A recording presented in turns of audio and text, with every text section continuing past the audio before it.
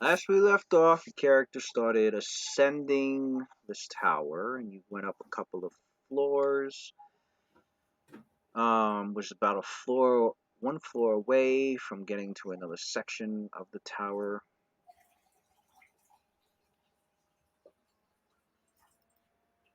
Which appeared to be about halfway up. So you're almost halfway up the tower, but it was around right before you got to the halfway point when your characters perceived chaos breaking My man said almost halfway up.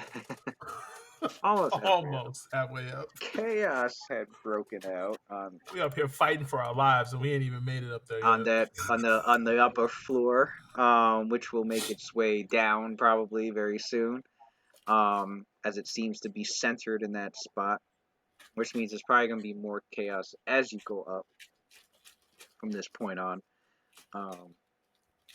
One of the things you can hear and sense the sounds of battle, sounds of magic, lots of a lot of flashing and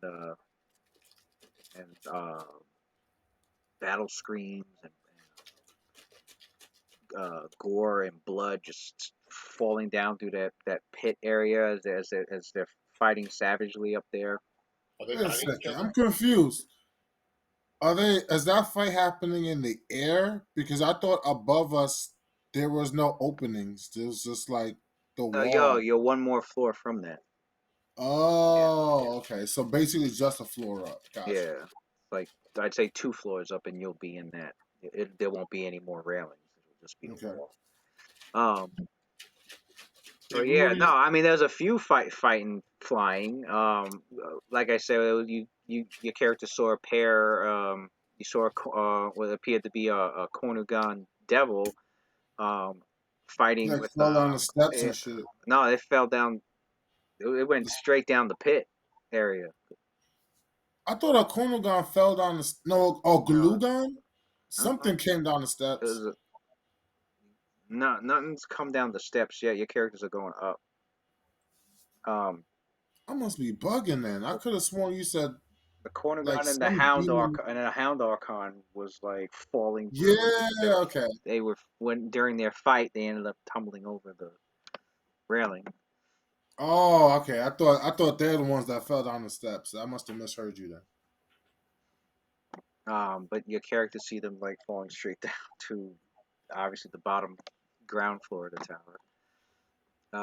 Claudius was having his dire tigers go up first and looking through their eyes, and their senses basically. So the lead tiger gets up there and is quickly assaulted by several fiends.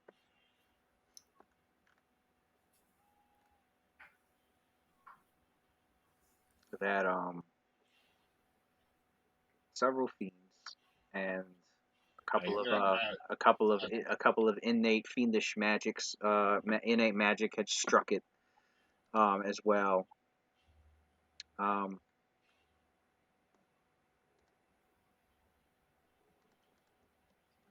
Yes, Skedaddle scram.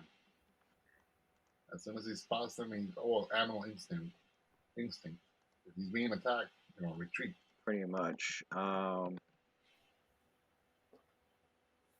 Although unfortunately, he was not able to quite make such a mistake. Have to win initiative, huh? Maybe. This tiger, anyway, was assaulted and wiped out pretty quickly. Assaulted. Motherfuckers in front of a judge like, he assaulted me.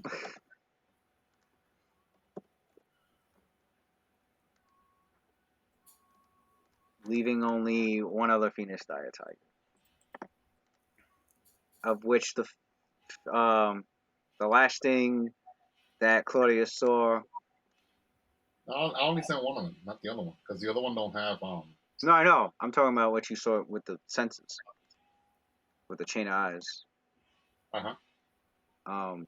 I was saying the last thing Claudius saw through that tiger's senses when it came Oh, up got it. was getting mauled by another Cornugon and struck by a pit fiend and several magic spells. Damn. Just it's pure chaos We're in hell. We're in hell over But here. they're not just like he can tell that it wasn't just like his dire tiger that was like being focused on. He was basically caught in a crossfire. Because they're all fighting each other up here. It looked like anything that was a devil was sticking together, but the devils were sticking together. Anything else was a free for all. Although it was difficult even for the devils to stick together because all these fiends aren't even acting the way the way they would normally act. They all also seem to be suffering under the same madness as the other fiends that were released, so their actions are just as sporadic.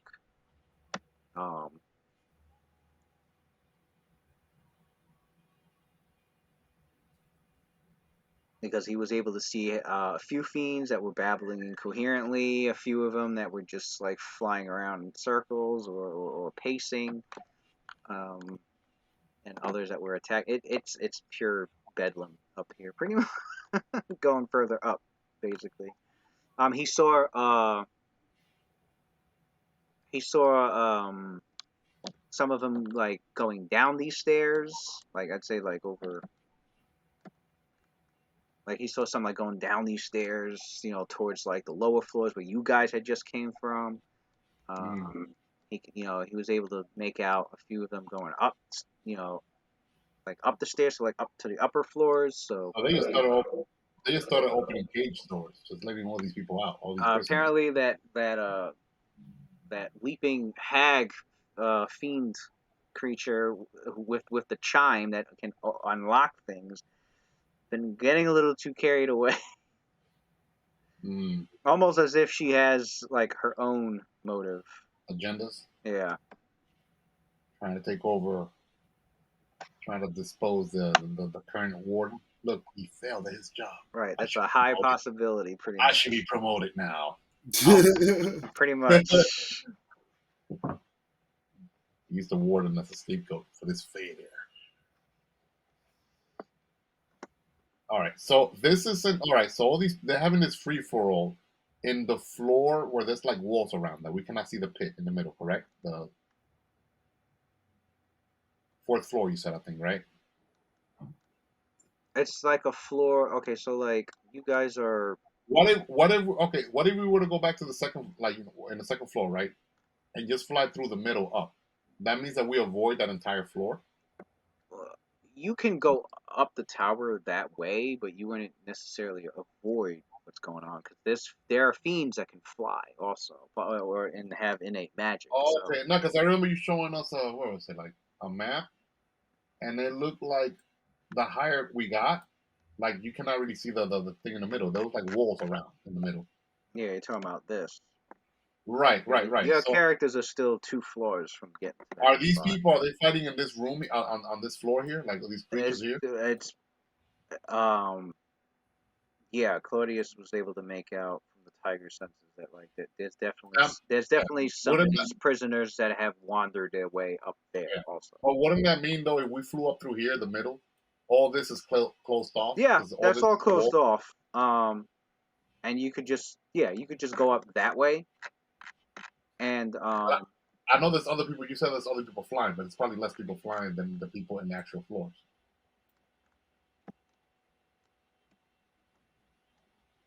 You can go up that way. There are fiends flying about. And so yeah, it's possible to get attacked. Also, your characters, I guess, aren't aware. What you're also not aware of is like, I think it was brought up that whole section might be trapped in some sort of way. So that's something to also look out for. What the here in the middle might be trapped? Yeah, once you start going up, because you gotta think. Well, you gotta think you're going up, and now you're surrounded by all wall. you know, there could be magic glyphs, there could be mechanical traps. The character's not exactly sure, you know. It might even be an anti-magic area up there for all you know. Like there's all sorts of possibilities. It was suggested. I think your party was trying to discuss: should you just take the stairs all the way up, or should you risk going straight up? I remember somebody mentioning that your characters might be more vulnerable if they decided to go that way, but fly straight up. Right, but now after seeing what was in the fourth floor, you're talking about like several pit fiends and all these high level like demons and shit and devils. Mm-hmm. I don't know. Maybe we should like take our chances and fly up the middle.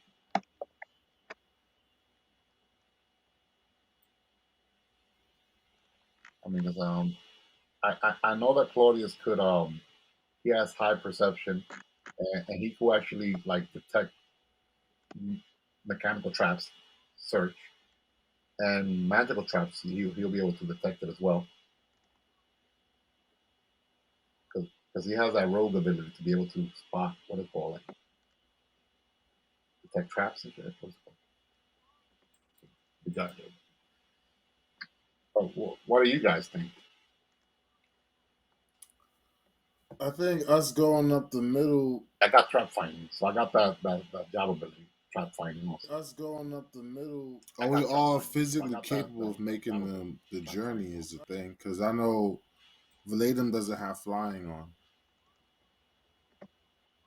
No, he drank the potion. He did. Yeah, you weren't here. Okay.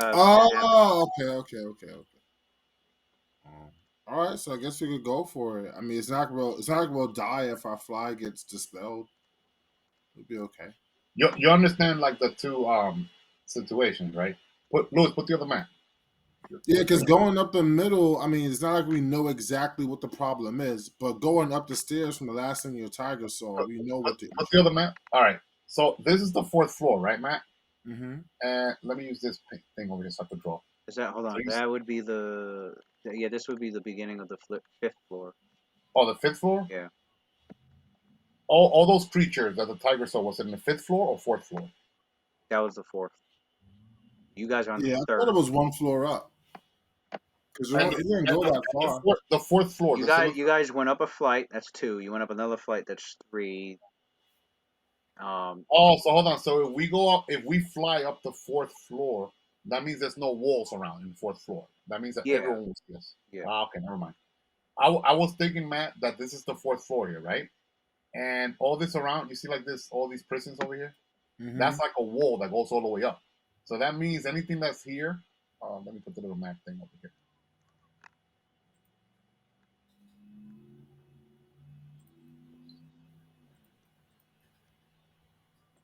Oh, wait. Yeah, so like I thought all the creatures were like around, like, you know, all around all this stuff over here. Mm-hmm. And then like the wall in the middle, they wouldn't be able to see us. So we just like fly up pretty much. And all those fiends and devils are fighting each other. I thought this was like the fourth floor.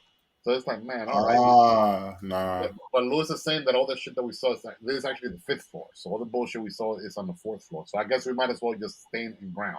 We're stronger when we have solid ground. Because, you know, most of your tanking abilities, even many of Claudius' abilities works best, you know, if people are grounded. So I guess we might as well just take the stairs then, if that's the case. Mm-hmm. And then once we... I mean, with Metsuar, it's going to be hard for him to really be effective while flying because he won't be able to knock shit down. Right. So I guess, we're better off just going up the fourth floor. Mm-hmm. Right. Yeah, because if this would have been the fourth floor, we could have just avoided that entire encounter. And just we could have just circumvented it. Yeah, because all these things over here, all these are freaking walls. They wouldn't be able to see us, and we wouldn't be able to see them. Right. You know? So now the thing is, though, those creatures probably have high perception because they're. What we have going to our advantage is that most of them, it seems, they're crazed. They're nuts. They're not in the right element. Yeah, they're under the confusion. Even the devils that are usually very methodical, very, very smart, you know, and logical in their way of thinking, although evil as hell, even some of them are probably crazy, or most of them. So since they're distracted fighting each other, maybe we could like somehow sneak through. I could see what Claudius has in his repertoire of spells. It's too bad that a lot of those creatures have seen visibility at will, so it's like Oh, they got see invisibility. Oh yeah, that could be a lot of them do because they're fiends. So their things. Yeah, got scent. I don't know. Some of them probably even got blind sense. I know pit fiends definitely got that shit, and we know one of them is up there. All right. Well, I know there's invisibilities that circumvent that, but usually those are single for the caster only, not for an entire. well, we know what's up there. What we could do is, just they're free for all. So will we. We just trying to get through. If we have to like knock people out, have Menswar knock people out in the meantime, just so we could get to the next level, and then if we could seal them down there through Wall of Stone, then we'll do that. Yes, I know some of them can fly. I mean, that's a different story. With the flyers, we'll have to take them out somehow. Like Sino will snipe. Well, even if they could fly, the ceiling is not that high, so flight really won't be of any use while inside of this area, the hallway. Yeah. If they were in the middle in that open area, then yeah. But in this hallway, they only have the height as far as like. Louis, put the fourth floor again. Put the fourth floor again. The fourth floor looks just like the second floor, right? Yeah. With the stairs, right? So the fourth floor looks just like this, right? All these open space. Yeah, those ceilings are 20 feet high. Right, so that's it. That's not really.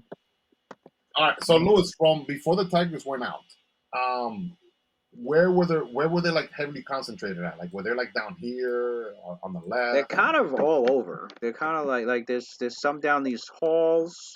Which area? It's a few flying in the air, like around here, and even out above the hole. There's some down here. Like they're kind of spread out. I think the only ones that aren't really like spread out, they're more cohesive are the devils, but even they're not exactly reliable. In fact, one of them was just kind of standing there like it's just standing there incoherently while the devils, are there pit fiends or lesser devils? So with the pit fiend, there's pit fiends up there. There was one pit fiend. And what about Baylors? Huge pit. Baylors? Huge pit fiend. No Baylor. That one's the one you've encountered. Yeah, the only one you've encountered is still that one that's trapped in the force cage right now. Okay. We could try it. Okay, so they're spread all over. I mean, we could try to just go up one of these stairs. It's probably best that we all stick together like we've been. Yep. Yeah, I mean, whichever. I mean, who knows which group of them looks weaker to take out? Because if we're on this end over here, let's say like this top right corner. I mean, probably the ones all the way down here, they won't even like be paying attention to us. They went all the way. If we're like an opposite. So whoever's down here, they'll be distracted with their own little squabbles. If we come up through here, we'll be messing with whoever's around here. So I'm basically Claudius is trying to gauge Louis who he sees as less of a threat to take out easier. I know that they're all hard, difficult, but trying to see which stairs is better to go up to. Well, with the situation being as chaotic as it is, like it's hard to tell. It's really, really hard to tell. There's no really right or wrong way to go about it because chances are you'll go up and you might get ignored by half of them. Most of those creatures up there, do they have like AoE fire attacks or acid? Most of them would have magic involving fire. Mostly fire. I know like high level devils and fiends, they be having implosions and shit like that, right?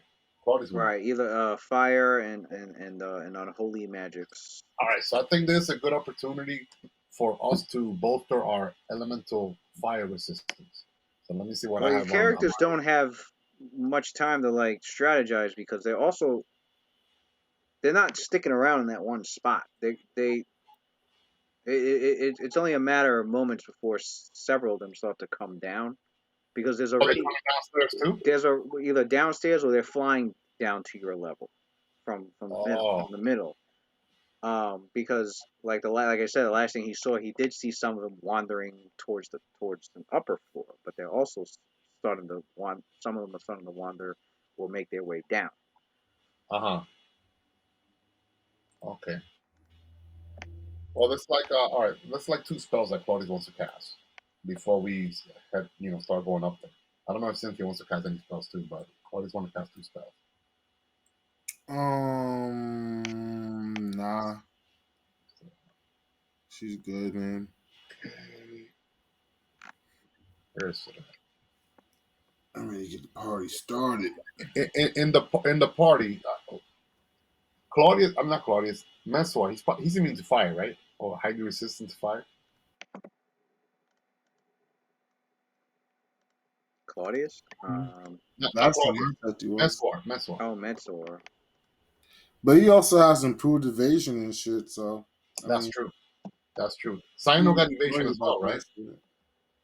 Yeah, Zino has evasion. Metro has improved evasion, and I think his fire. He has a resistance to fire 20. This is fire. Okay, so Communal resists energy. Let me look the spell up real quick.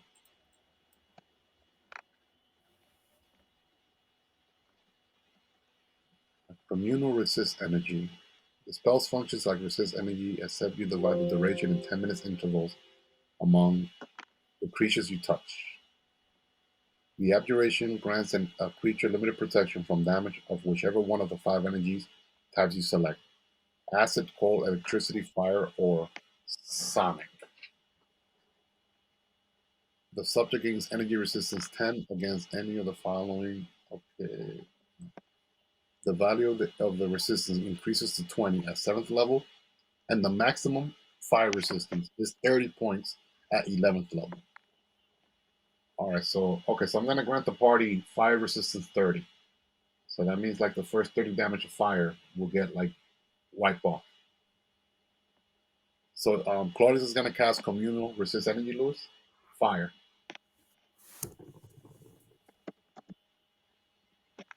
On the party. Energy, fire.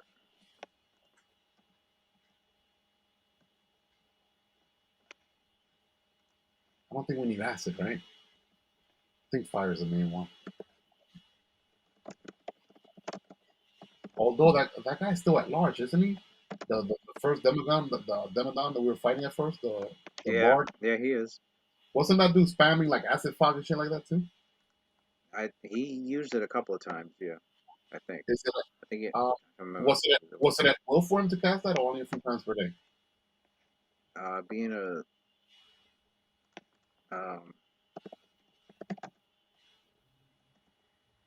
Being a Kalubar Demodon, I think your characters recall that they naturally can do that 2 times a day.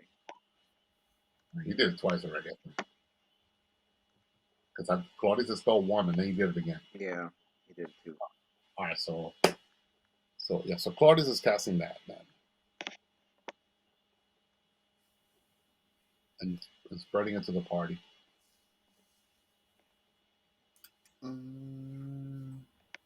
All right, so everyone has to resist fire 30. Just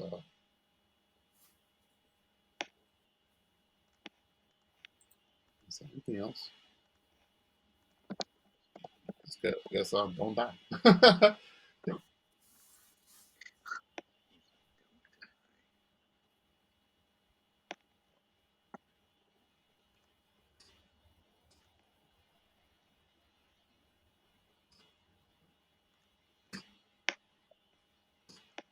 All right, well, I'm done with it. What's that for now?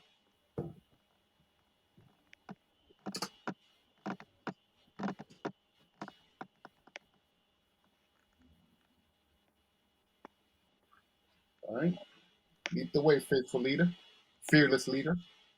All right, time to go. The same marching order that we pretty much always do.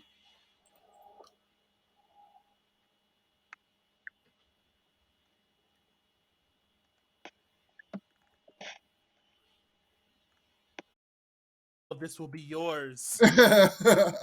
But I'm pretty sure you'll have a successor that's a complete dick and ruin it and be like, Oh, no, yeah. here you go.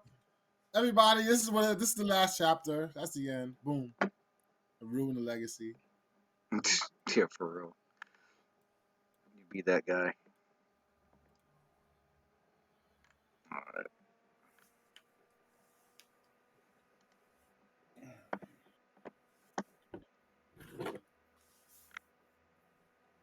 Fuck that list. Fuck that list. Yeah, this is a little janky there. A little janky. Fuck IGN. I don't even know why. Okay, not that Made in Abyss is bad, but it's only like it just now got a second season. Why is it top 25? Right. Put Dragon Ball Z at 23. Okay, stop. Okay. Stop. I didn't spend all these fucking years watching anime to be disrespected like this. Like, I didn't.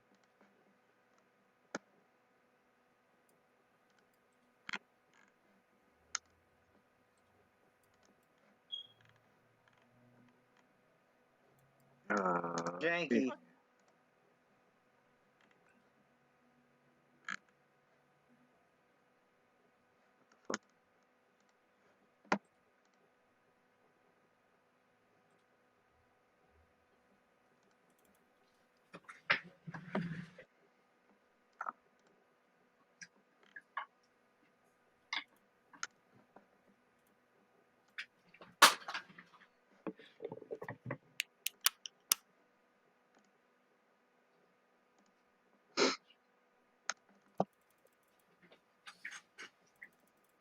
All right.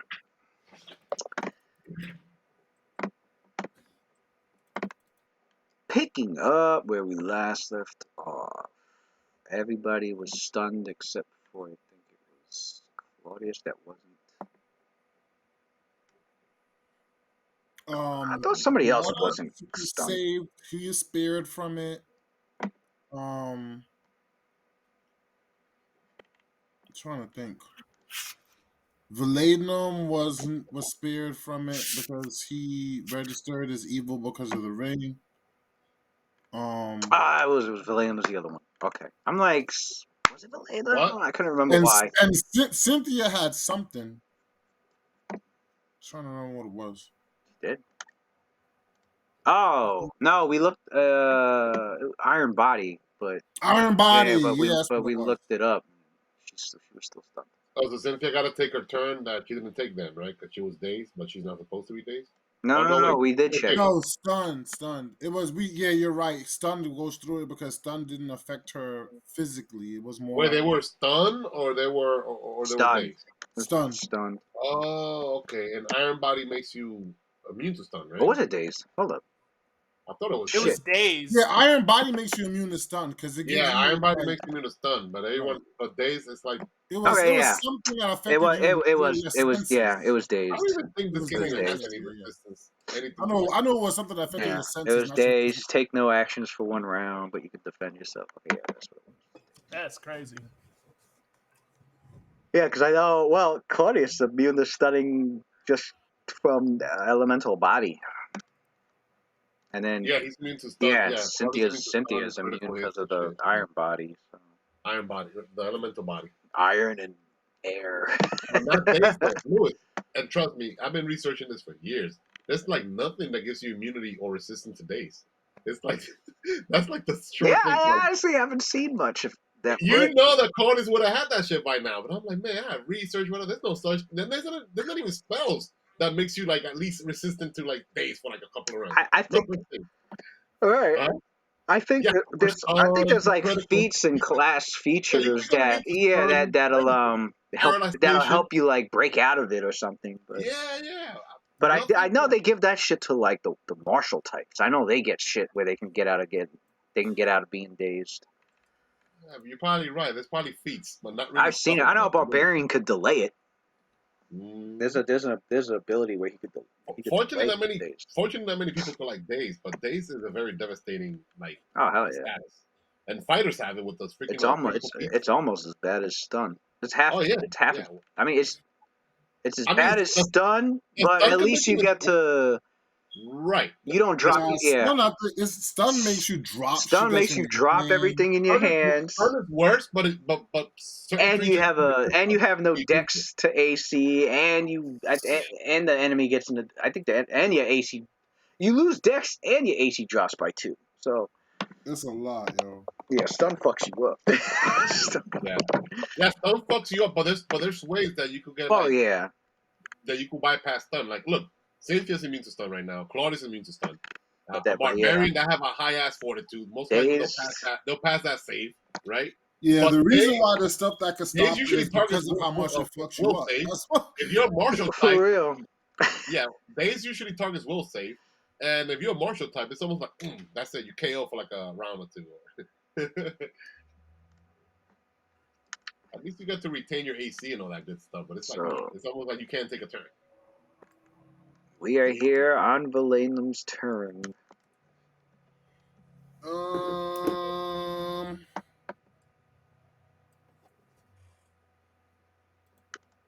Everybody is dazed with the exception of him.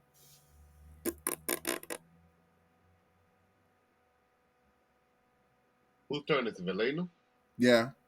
Alright, so only Valenum and Claudius, I think, are not dazed right now. So Claudius goes like to Valenum. It doesn't appear that that demon's.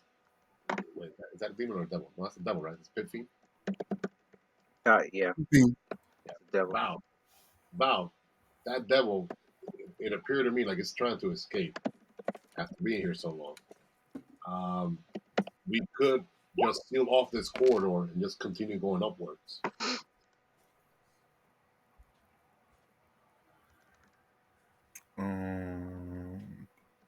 So basically, the rest of you could make your way going upwards, but I'm gonna stay here and guard the. If you retreat, I could make a wall of stone there and seal off that corridor.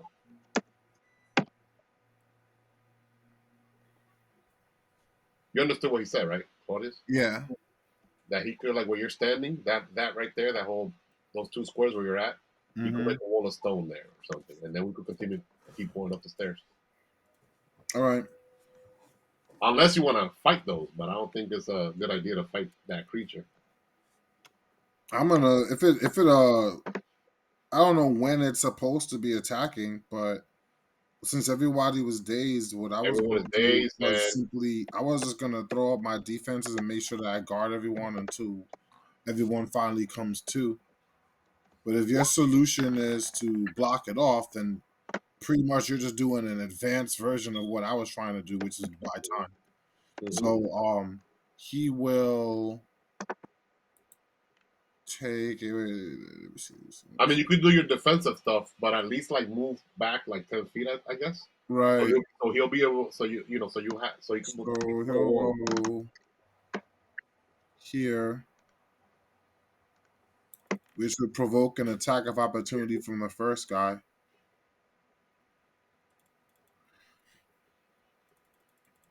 So he moves back 10 feet. That's his move action.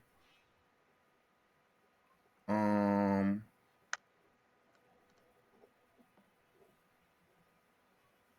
to see if I have anything that could help you guys that are dazed. I don't have anything that could help you guys that are dazed. So defense it is.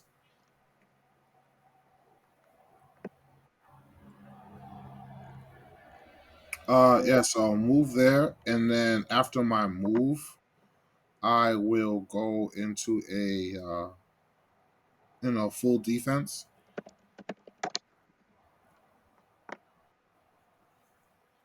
Stance is still Iron Guard's glare.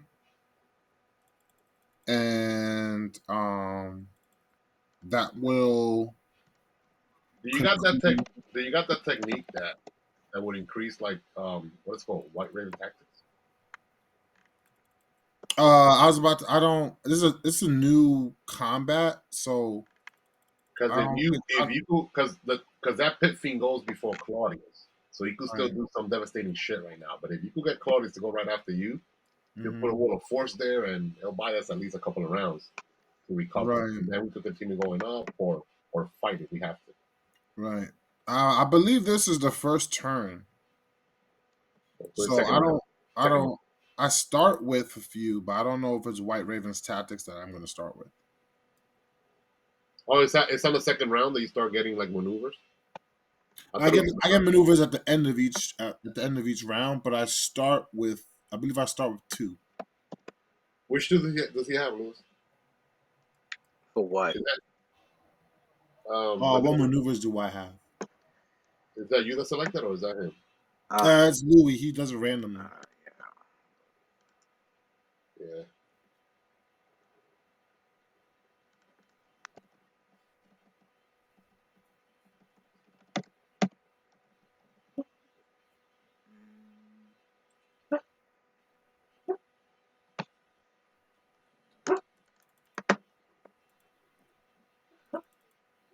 I gotta roll for. That's why you're getting tactics, because then we could potentially avoid getting hit or worse. Oh, wait, one. He has burnished shell, iron shell, and warning roll. All right. 2 shells and a roar. I guess we're gonna have to like brace ourselves for whatever this Pit Fiend is gonna do. I mean, yeah. Yeah. So boy goes there, and then after moving there, he does full defense, saves his swift, and that will conclude Valenum's turn. Hit feed. Alright, everybody that was dazed is no longer dazed. Don't forget, everybody's strength has decreased by 8 points for some time. Not everybody's. I'm immune to. Well, except for Valenum's, yeah. Well, Valenum and Cynthia. Cynthia has Iron Body on. She doesn't get affected by ability score damage. Yeah, she doesn't get affected by that. What about Claudius? Anything that affects you physically doesn't bother her. What about Claudius? Did his spell resistance warded for that shit? Oh, I see it. Yeah, ability score damage. Okay. What about Claudius? I could have sworn his spell resistance warded all that stuff.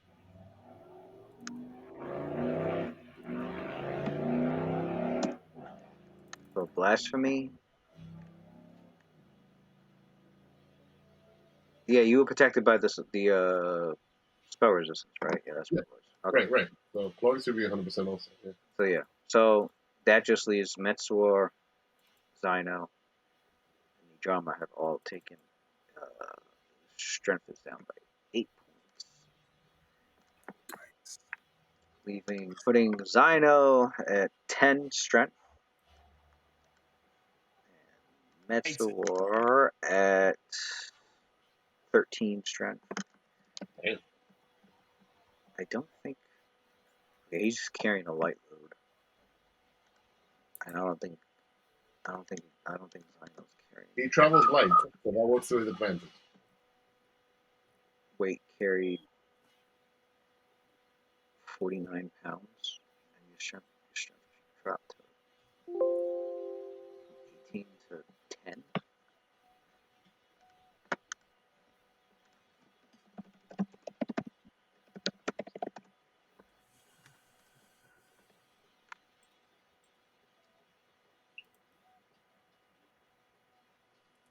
Alright, so Zino's carrying a medium load.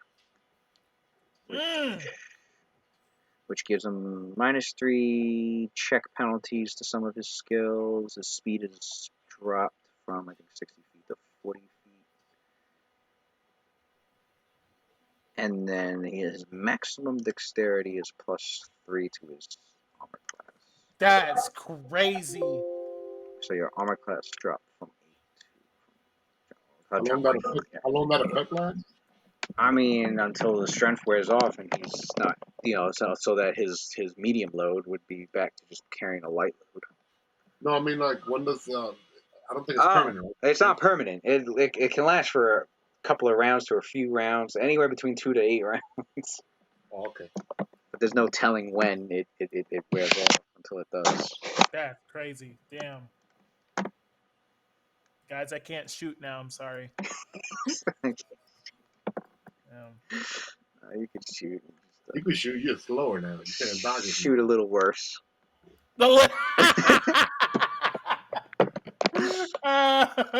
Actually, no, not even. You shoot fine. It just affects your armor class, I think.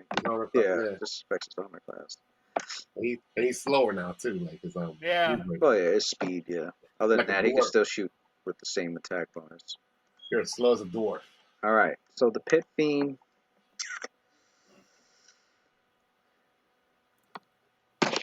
Due to its insanity. Wrote that insanity. Hopefully it's insanity. As you watch the Pit Fiend release, after it finished releasing its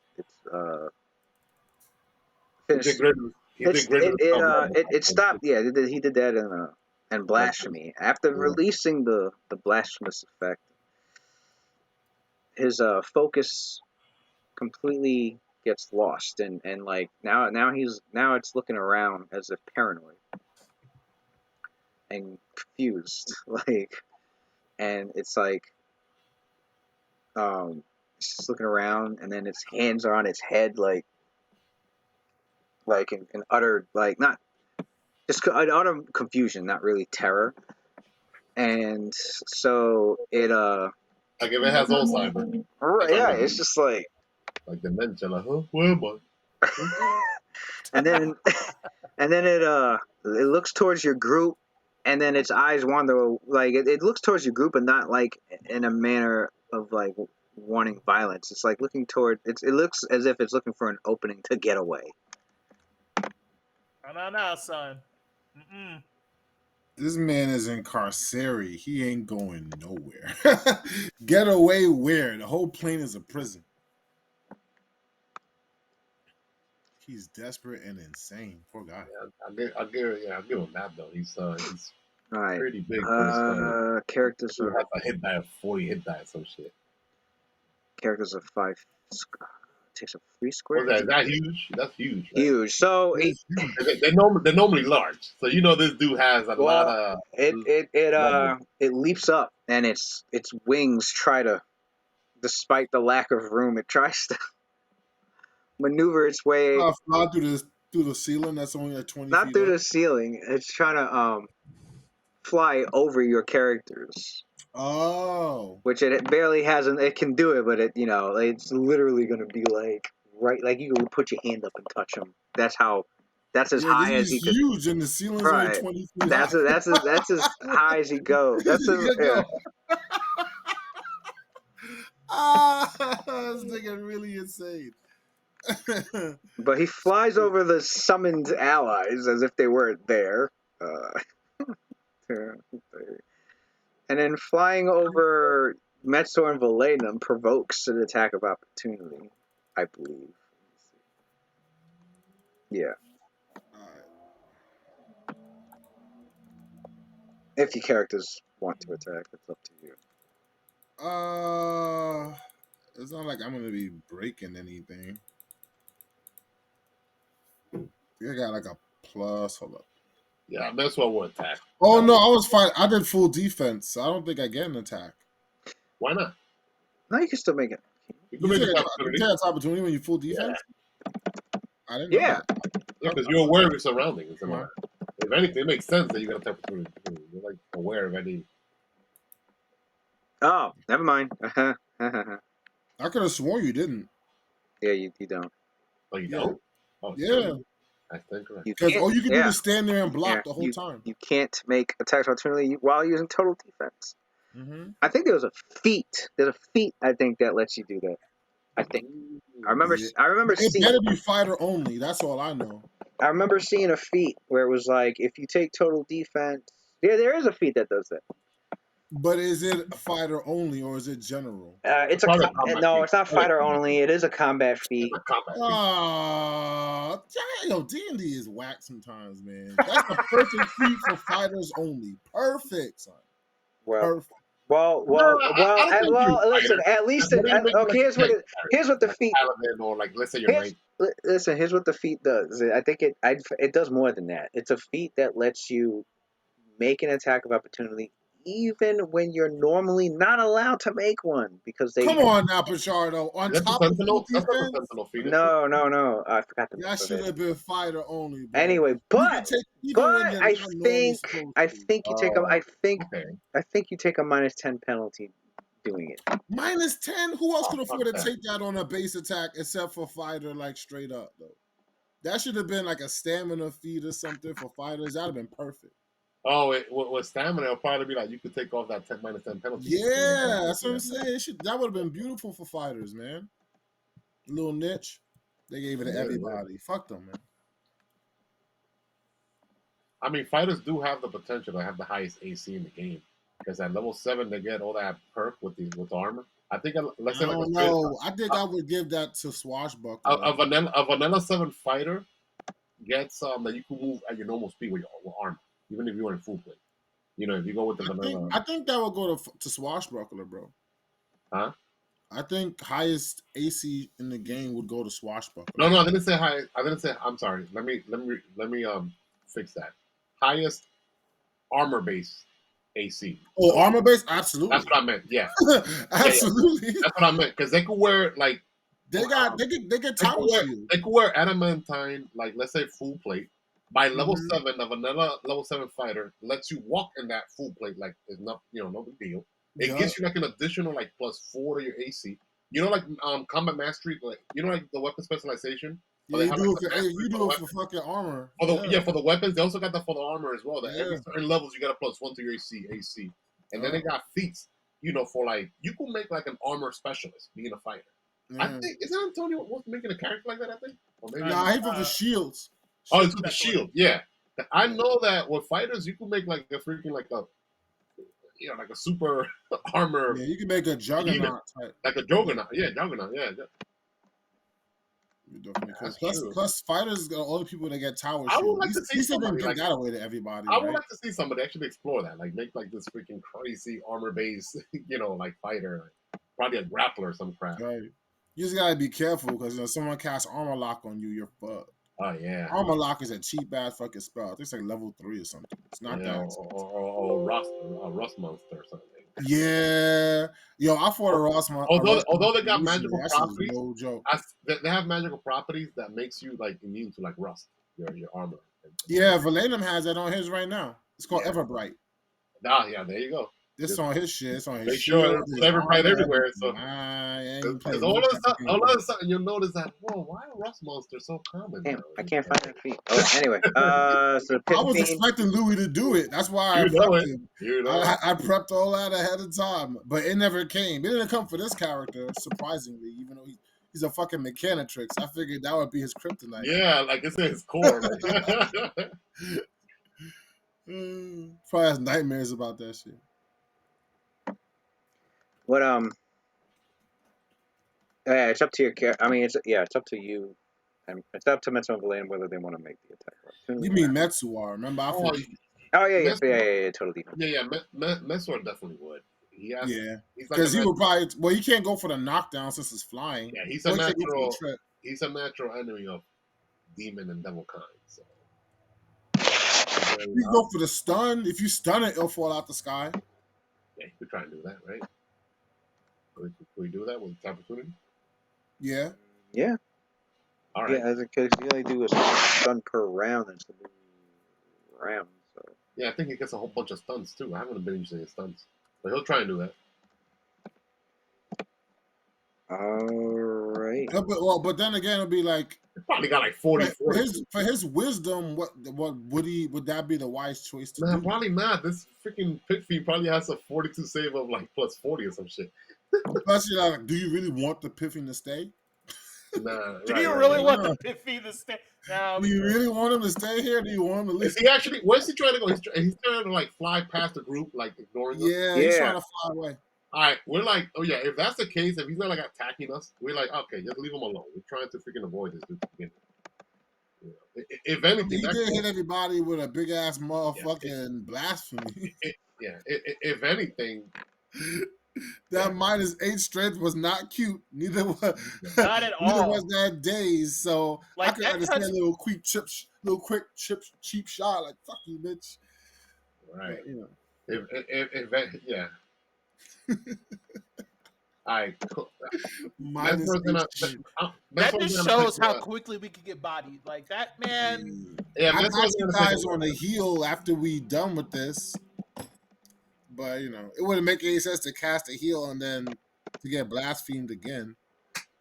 So right after this is done, and you know he's out of the way, I'll hit you guys with the mass heal scroll, and then it should be able to get your strength back. If we need time to regroup, I mean, worst comes to worst, you see this corridor here. Mm-hmm. We've always like if we had to fight these dudes over here, we've always like retreat into this corridor, and then we'll make like a wall of force here, and then basically we're kind of safe in there for like the time being, while all these idiots are killing each other's off down here. So if that was the case, if we were like really hurt, but I don't think we're that hurt at the moment. So. I think though the longer we let that motherfucking Hexagoer or Hexog, what's his name again? Something. Hex or something. Hexavog, there we go. Yeah, the longer we leave him running around free, the more cells he's gonna open up, and so yeah, it's that hag he has doing that shit. Right. So like, we gotta kind of do something because we can't. Well, at least though, the good thing is though, keep in mind that although they're opening all these like prison, they're not necessarily hostile towards us. They're hostile towards, if anything, probably them more because they're like the wardens and the guards. So that all these creatures down here, they're probably attacking the guards. We just happen to be bypassers, so it's like if we can avoid them, sure. Right, Louis. Some of these creatures down here are guards, right? Prison guards. I'm gonna. Oh well, yeah, the Demodons, yeah.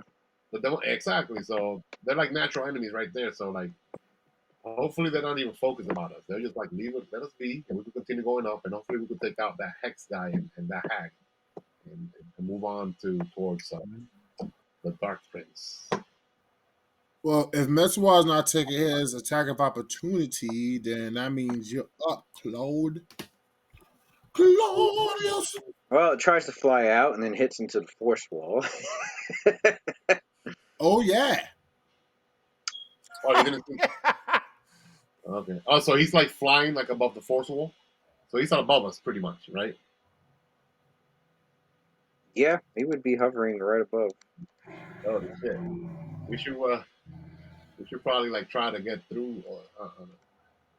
If we try, since we're smaller, if we try to walk past him, like over here, will that trigger an attack opportunity for him?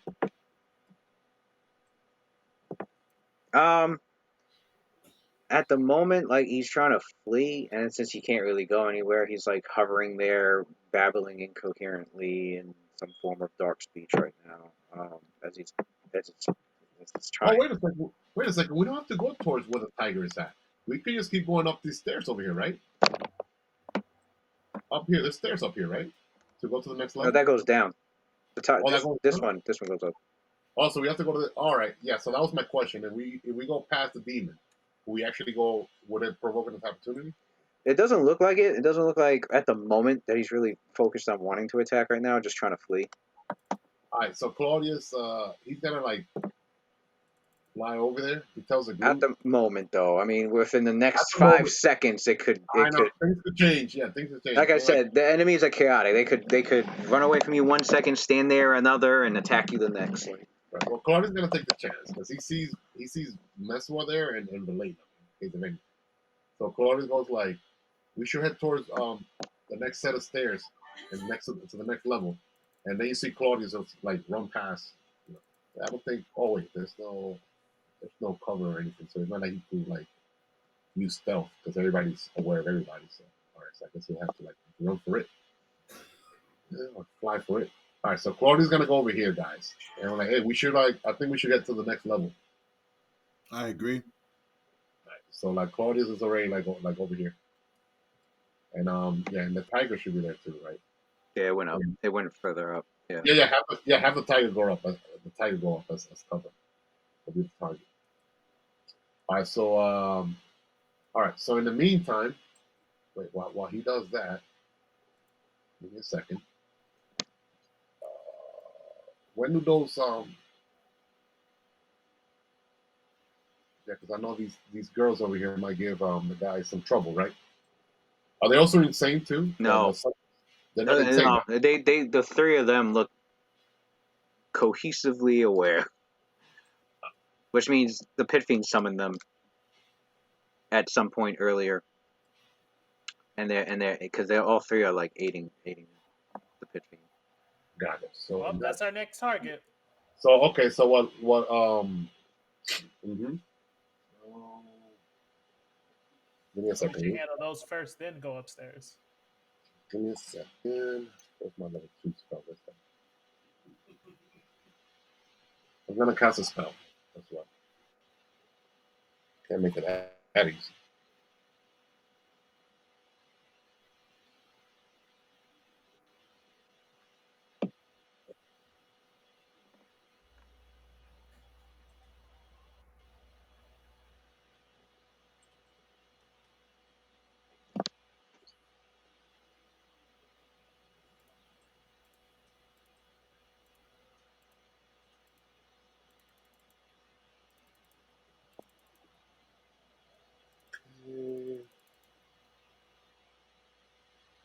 Cloud of bewilderment. The hell is that?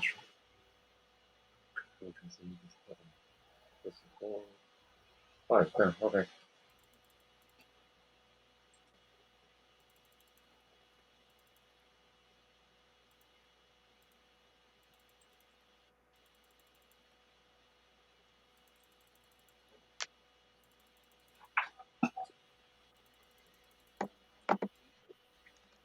All right, Lewis. So Claudius is gonna cast web up here, centered like over here. All right. He's not trying to get the Pit Fiend per se. He's trying to get the three hags like in the middle, so it could block their web. It blocks sight, correct? And it could potentially get them stuck in there. Yeah, I think yeah,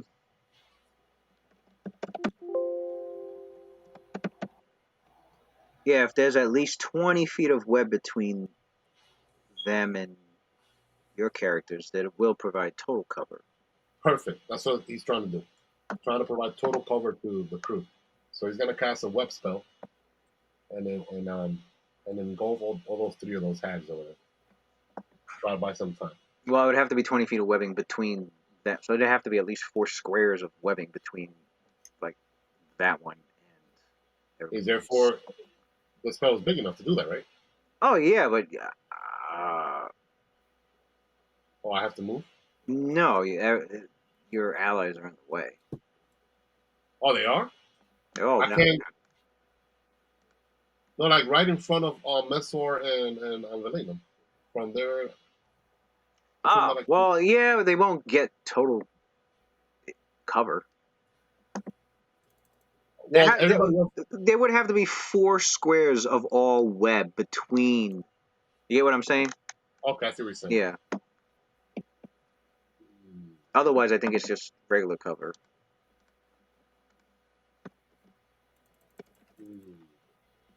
Yeah, if it's 5 feet of web in between you and an opponent, then it provides cover. But if there's 20 feet, then it's total cover.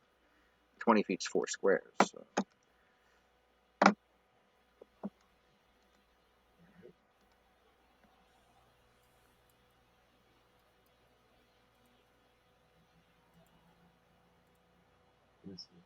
think we go before them too. Yeah, you do. You know what? Claudia's gonna ready in action.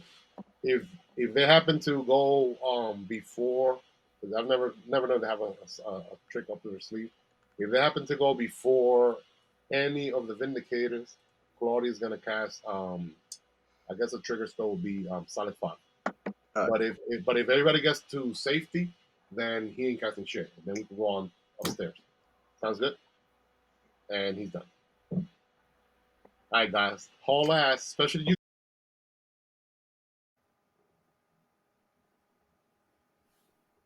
Now it's working. I have to fucking check it constantly because shit just randomly cuts out.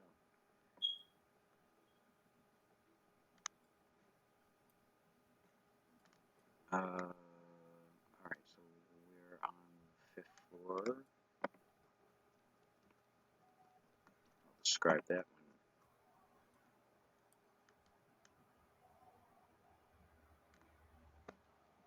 Oh, I had to mark these rounds for the fucking pit field, fucking the strength damage.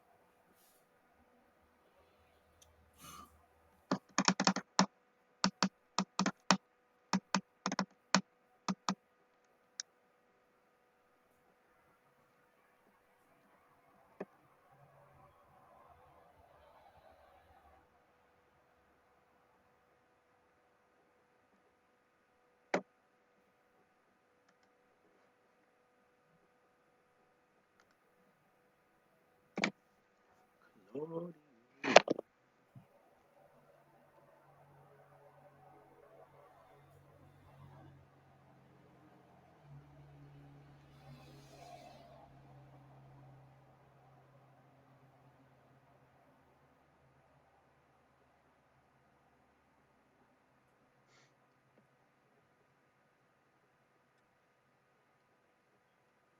Looking through this list again, Antonio. Bacano. I haven't seen that. I've heard of it. Devilman Crybaby was good. That was wild. That was a fucking wild ass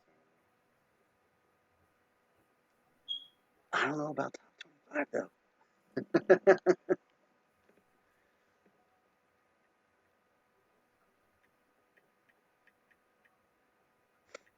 Made in Abyss.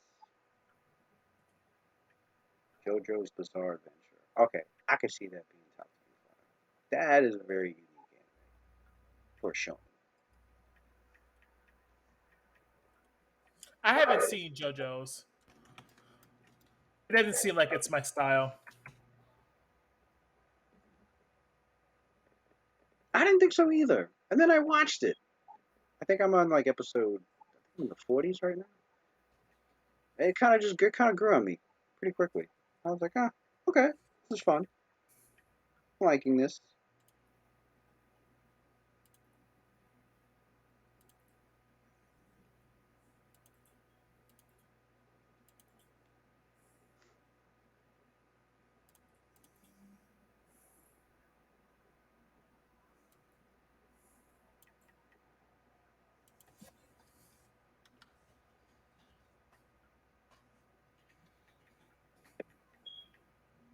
Gotta watch it uncensored though. I fucking watched it on Net. Okay, they had it on Netflix. I'm watching it on Netflix. I'm like, oh, I know what those black censor bars are from. I've seen this bullshit with Tokyo Ghoul. Not about to go through this again. I had to go online. Where's the uncensored JoJo? I think the first 3, 4. I think the four seasons you can get uncensored. because Japan has this thing where it's like, oh, well, we're gonna start censoring now, even if it's made for fucking adults, we're gonna censor it anyway because we want to sell the Blu-rays. So what we're gonna do is when we release the Blu-rays several months later, after we air it, we'll have it uncensored. Like, you motherfuckers. Because it was why because I think it was like, oh, not all of you can't get all of JoJo uncensored because you gotta wait for it to come out. You gotta wait for like a season to come out on the Blu-ray before you could fucking get the uncensored. I'm like, oh my god. Yo, I don't know what happened to my internet. That wish spell just threw my router. He aimed for you specifically, Pichardo. I'm using my iPhone's freaking hotspot right now. My internet is not working. I don't know what the fuck. What? When you went out like that, I was like, said this motherfucker power must have went down or something. I got Verizon Files, 980 Mbps like internet speed. That shit is not working. It says offline. I'm like, did I get hacked? I feel like my router got hacked or some shit, man. That wasn't somebody drunk just ran into one of the towers near you or some shit. It might be, yeah. So if I'm laggy or something, it's that. I'm using my phone's freaking hotspot right now, and I don't even have that good reception here to begin with. So at least I was able to connect. So please, phone, don't fail me. I might as well I should put this phone to charge now. I'm using my phone as my means of internet. That's pretty dope, though. I probably got weak internet. Goes to show now. how long away technology has come. My internet's probably so slow. I don't even see no chat log on the Roll20. Oh well. Damn. Anyways, what I was gonna say before I got like, I don't know, Louis. It happened as soon as you did that wish pump and you involved something. Oh, that dude took it. Not only he ain't taking this against all this creators freaking assets over here. The fuck? Ooh. All right, Louis. So he did Celerity. Oh, now I can see the chat on the Roll20. Dude, my internet's super slow. Yeah, you were cutting out while you were talking too. I was like, oh, I'm cutting out. No, not now, but sometimes you are because of the hotspot. Can only handle something. Can only handle so much. And I'm in the basement too, so I don't have like good reception. Oh shit! Hotspot in the basement. Oh! I just got a ring alert, neighborhood alert near Central Iceland. Let me see. Verizon Files may be experiencing service disruption within your community. Then, Louis, you didn't just destroy my internet in my home, but the entire CI community. Oh, Pippi, he wished to come into the physical world and aim at you. I ain't making that shit up. Yes, see, look, I ain't making that shit up. This shit right said, there, I'm not just gonna take out Claudius. I'm gonna take out the player with him.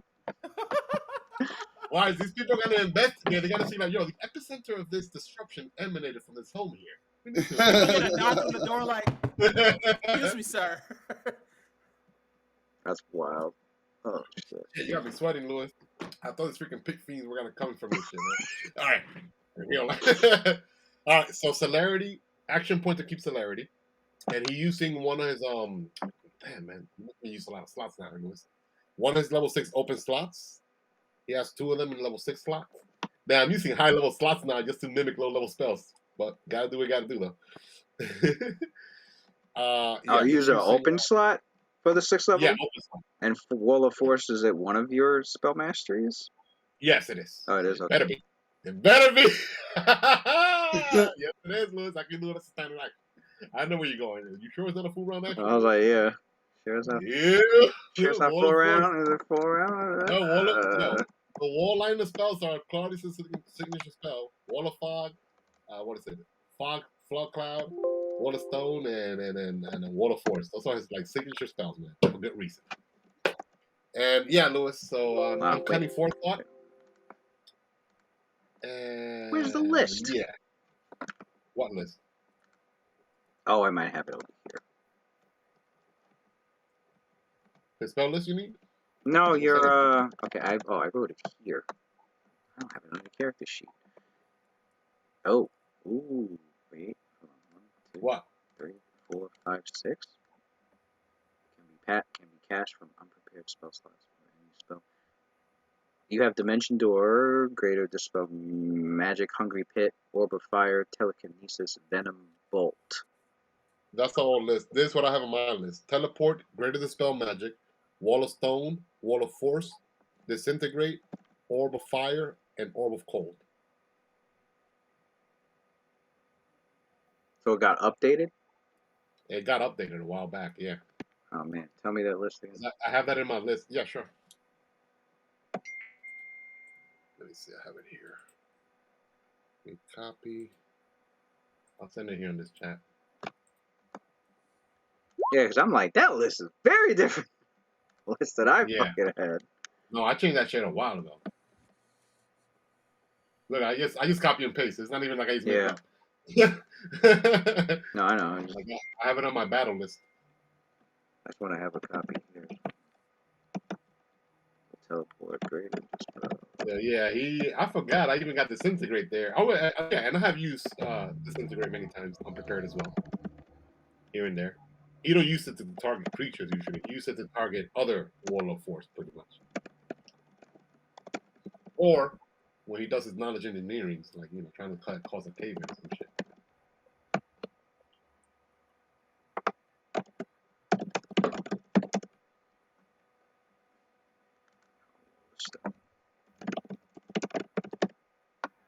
Those are pretty much spells, Lewis, that if he lost a spell book, that would get him out of a lot of jam. Teleport and the other shit there. Those spells are always in his memory. You don't even need a spell books for those. I do this one. Disintegrate, Greater Dispel Magic, Force on Wall of Force. Orb of Fire, Orb of Cold, Teleport. Oh. That shouldn't be there. That shouldn't be there. Okay. Okay. That's fixed. Lewis, how many action points I have? I know I used a lot. So I probably don't got that many left. I got 8 left, right? You got 8, yeah. Okay.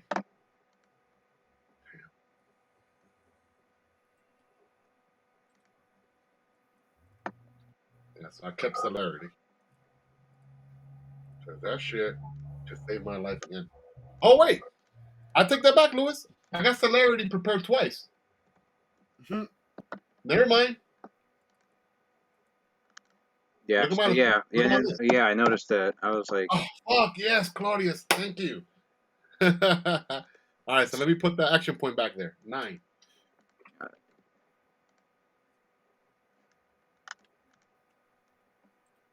Man, a lot of bookkeeping with these freaking characters. Can't wait to play Millie. Can't wait to play Millie character next adventure. It'll be so easier. See, characters made it to the next floor. The 5th floor.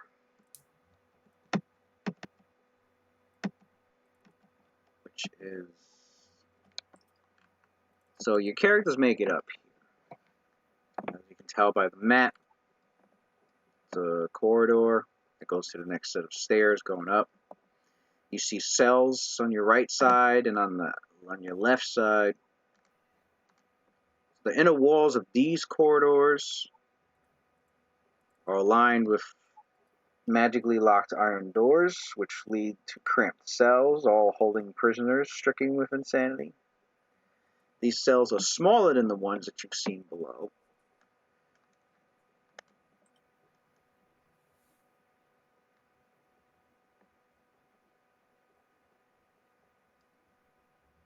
This shit looks all blurry to me because, like, I guess my internet's slow. Oh, it hasn't loaded all the way. Yeah, it hasn't loaded. All I see is like a big blur. It'll load eventually.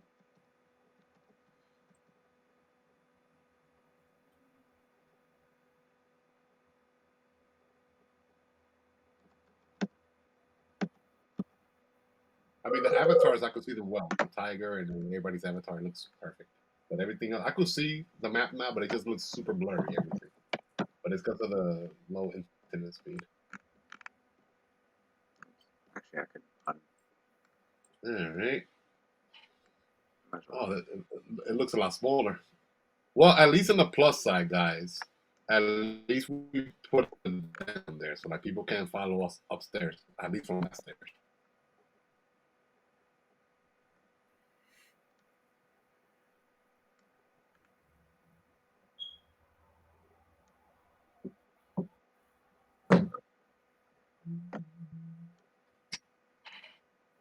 Yeah, that Phoenix Dire Tiger is still alive. Top G. That tiger probably gained a few levels after when he goes back to the Beastlands. It's gonna be like the freaking top, the alpha male of his pack when he goes back. Like, oh, I got experience. I was in Carcery, fighting this and that. I got experience fighting in Carcery. Top Phoenix Dire Tiger, man, going back to the Beastlands. Yo, if he got experience fighting in Carcery, that means he got experience that he shared with us. He ain't splitting none of this motherfucking XP. Fuck all that shit. He going back with no XP. Oh yeah. Oh yeah, with cold creature, you have to share XP, right? Well, fuck that. We ain't calling no creatures then. Why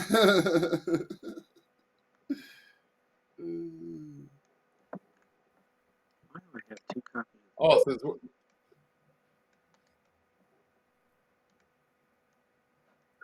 boy, that was a close call, right, guys? That almost lost your party mage. Holy shit, that dude was gonna one-shot Claudius, man. I know it. Freaking AC. Let me see. His only AC that would have counted would have been his dexterity. So like he has to hit an AC of like what, like 16. No buffs, no false life, no freaking fake HP. Like, yeah, Pitfall. He would have taught you like. Yo, that dude has like 8 attacks. He was like, he don't need no freaking magic himself. He's a freaking force of nature. Dude has a strength of 40 naturally, probably. Dude would have ran through you, son. Yeah, his fire is probably like inferno. He'd be like, oh yeah, he would have been a shish kebab. Whew.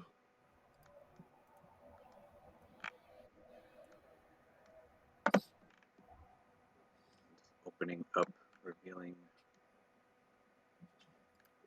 Well, that shows you right there, though. That archmages, even though they might not be like able to kill or whatever, but they could like definitely survive freaking hard ass encounters if they're not caught sleeping. Or sent on suicide scout missions.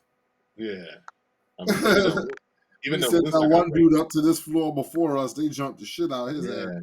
Even though Minster got raped and fucked when he got sent to hell. Little Minster in hell had to have his godmother, fairy godmother, Mistra go help him out. Oh, shit. The fairy godmother.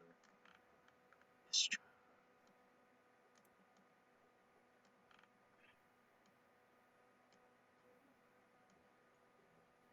Wait a second. If Artemark is like Lord Gratz, like kind of like an enemy of his. I mean, Lord Gratz put him here.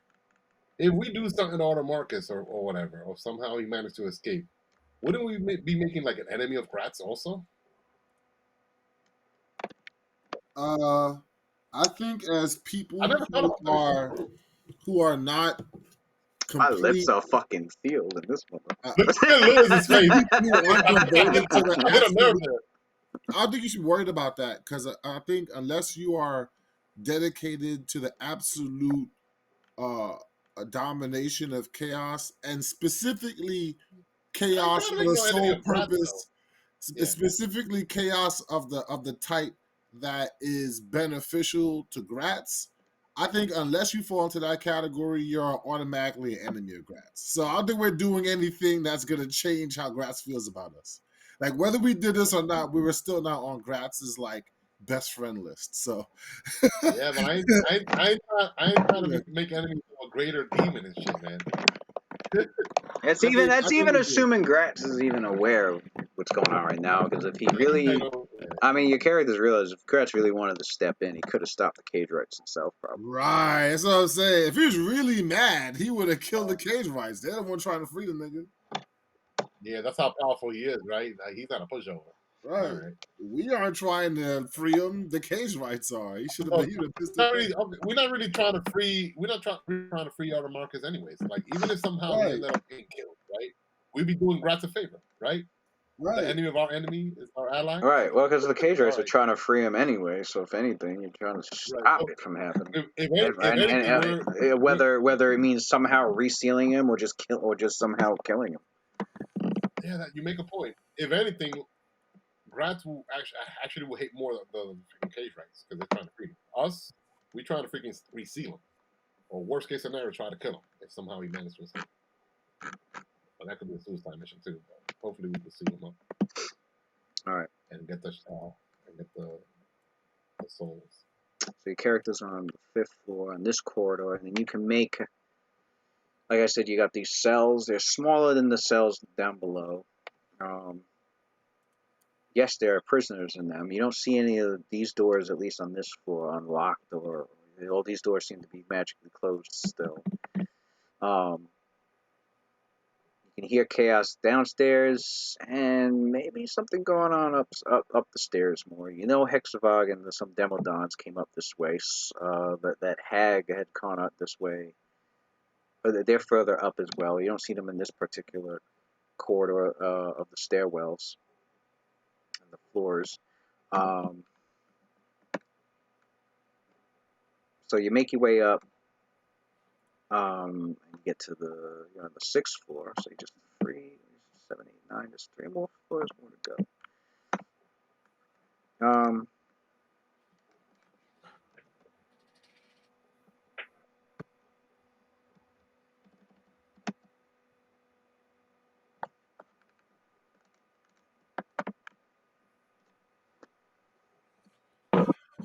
Okay.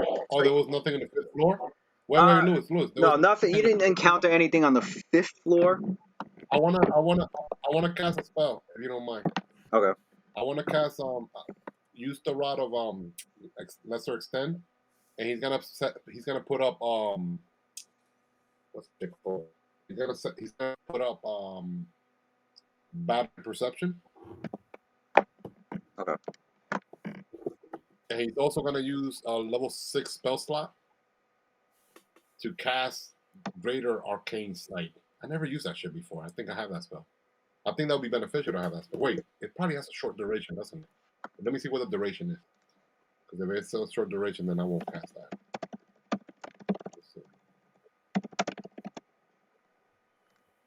Great. A minute per level is like 20 minutes. And so,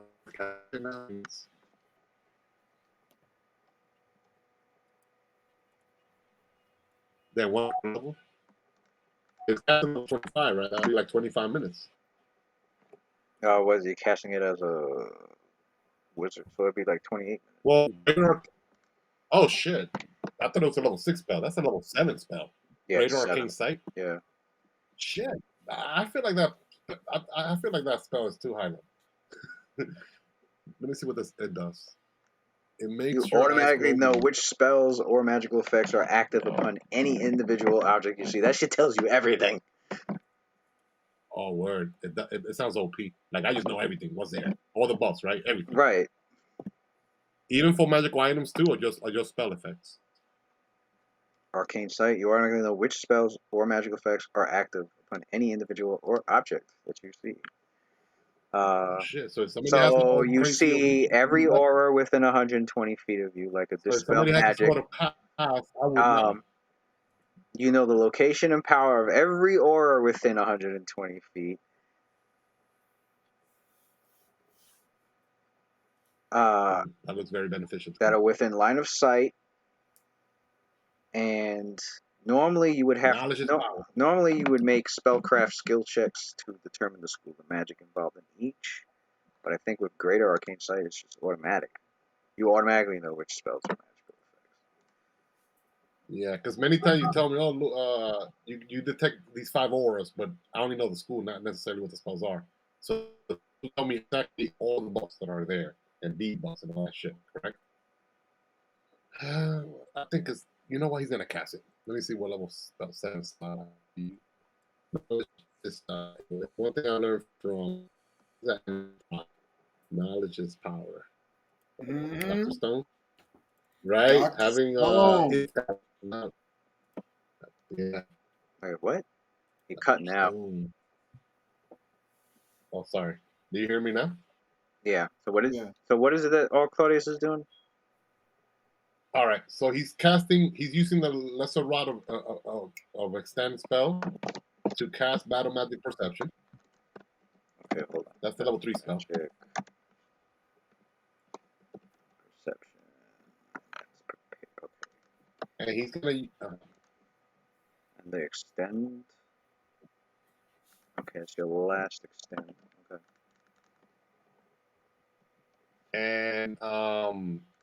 And then he has 2 open level 7 slots. He's gonna use one of those open level 7 slots to cast Greater Arcane Sight. Yo, this guy got see invisibility, Arcane Sight, Dragon Sight, every kind of freaking vision you could think of. Eye of True Seeing. Well, he don't got that, but he could if he wants. All right. Well, he automatically knows all the doors are arcane locked. Right. You can see those auras. You can see everybody. You can see a kaleidoscope. Oh, so he see the aura. And you see a kaleidoscope of auras on everybody. He knows the aura of everybody and every spell and every buff that they have, pretty much. That's godlike. This is the first time he casts a spell. I've been having it there for a long time in the spell books. This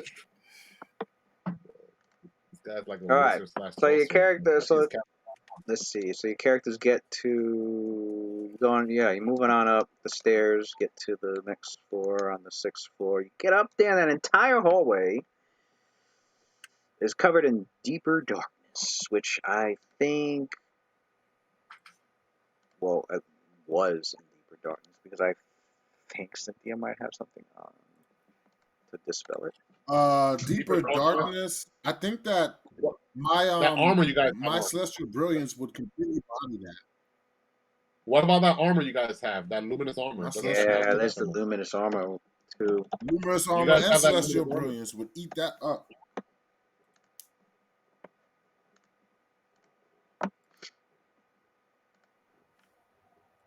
Sheds light equivalent to a daylight, counters darkness of 2nd level or lower, deeper darkness is 3rd.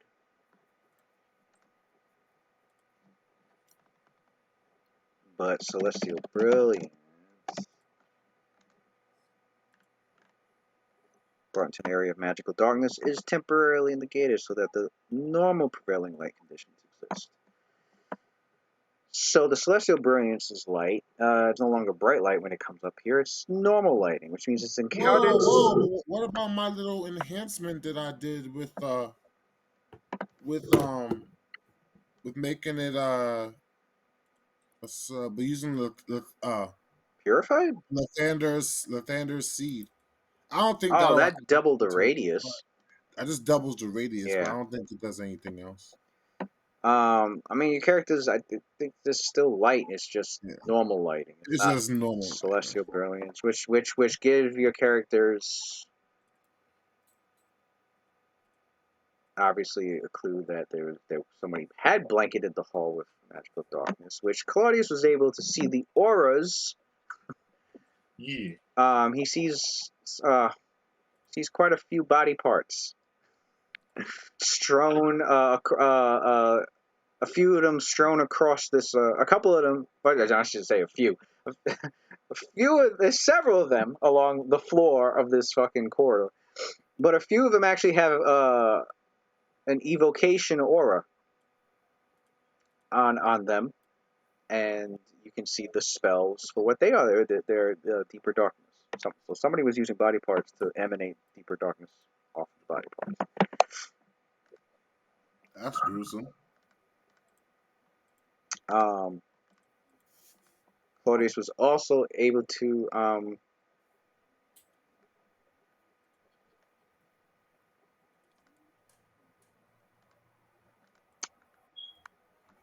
all this information that Claudius is detecting, he'll roll knowledge checks if he have to. He's also disseminating this information to the rest of the party. as well, telepathically.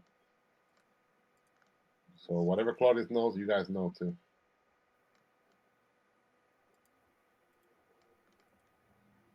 Actually, just as the tiger gets there, so you guys make your way through this corridor on the 6th floor. The tiger, as it's going up, as it was going up the stairs, roars out in pain as something up the stairs began attacking it savagely. Oh shit! Good job, Michiu.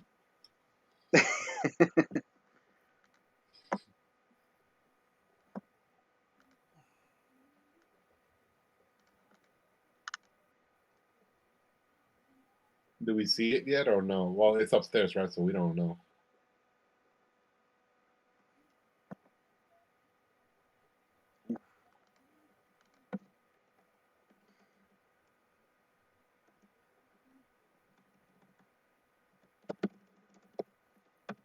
What floor are we on now, Louis? The fifth, 6th floor, you said? Yeah, whatever attacked it had the body. Not even the body. The body actually dissipates.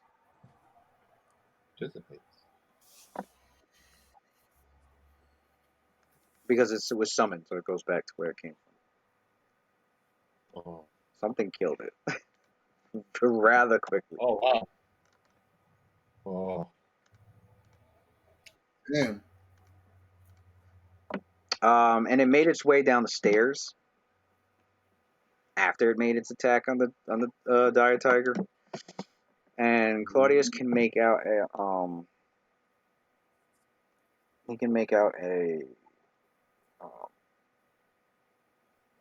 greater invisibility effect. Not greater invisibility, an invisibility effect on this enemy. Got it.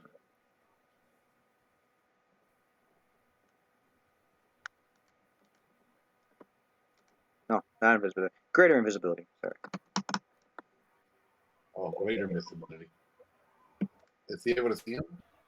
You're able to detect its location, yeah, or Oh, wow. and see it. And what about Messor with his innate see invisibility? Will he see it too? I was gonna say, I think because he has a ring, so yeah, Messor sees it. Yeah. All right. So Messor goes like, it's up ahead. It looks like it's invisible. And Claude is both like, thread lightning. It just took out that tiger in one swift blow. So I guess we have to roll initiative, right? That's not that big. Yeah. Yeah. Let me get the initiative stuff.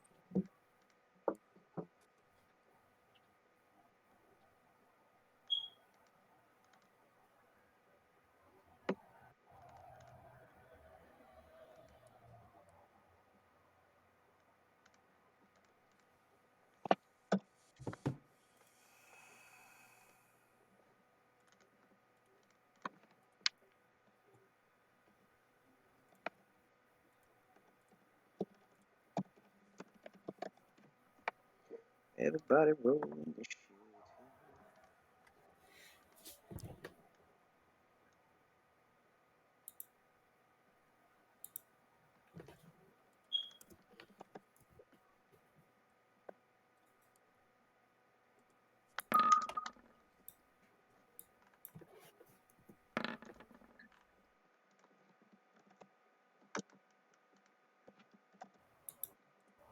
Cynthia got a 9.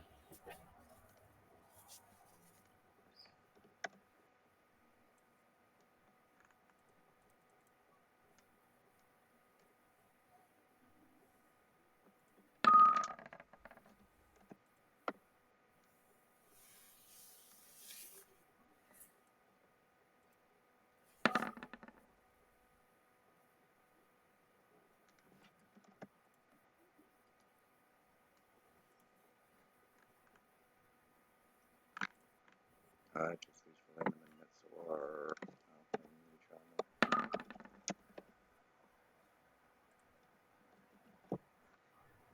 There's a sound that keeps going off that keeps reminding me of this Far Side song. I don't know where the sound's coming from, but it sounds like the beginning of this Far Side song.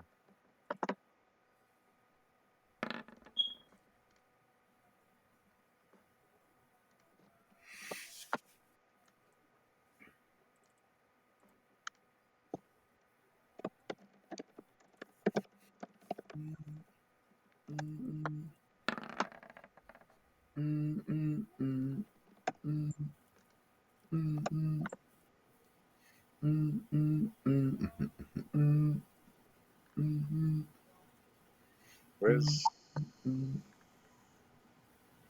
Venom's officially? Venom got a 21, and Cynthia got a 9. Oh, I see it. Freaking went right past.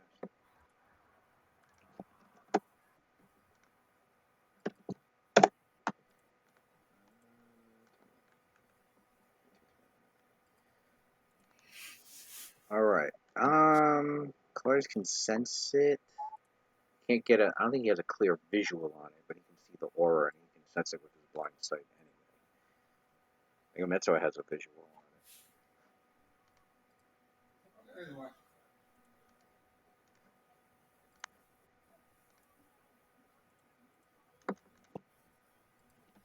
All right, Claudius.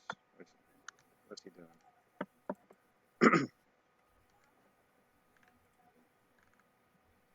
Oh, he cut out. Yep. Yeah. He cut out. His internet's down. I should call it.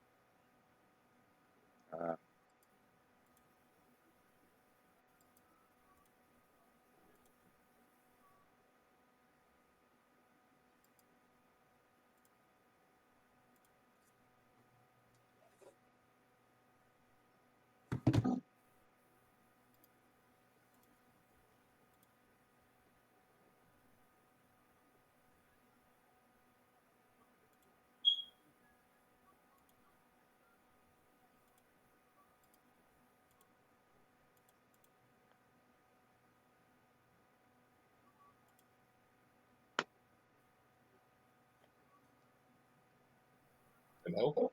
Yeah. Hey. My normal internet is back, so it's good. Oh, Should be normal. good. Oh, okay. I was about Yeah, to say. yeah. I was like, that phone just gonna keep interrupting. Yeah, that stupid phone. Yeah, but I'm like, you know what? Let me try the actual internet now. I'm like, oh shit, it's back on.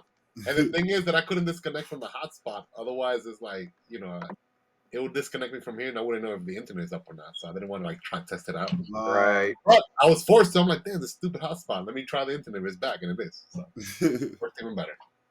All right.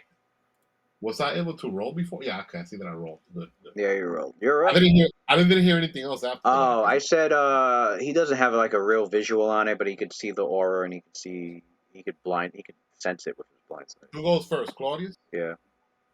All right, so he's gonna do I guess a glitter dust over there. Glitter dust. And that's from your which slot? The Beguiler one? Wait, do I have that on under my Beguiler? I think right? Thanks.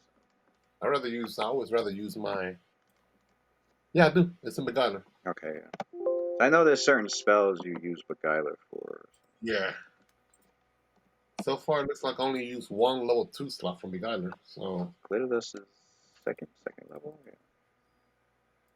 Yeah, second level. Okay. Glitter dust, Beguiler. Glitter dust.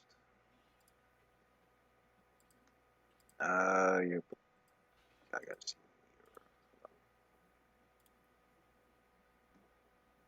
Beguiler catch the level.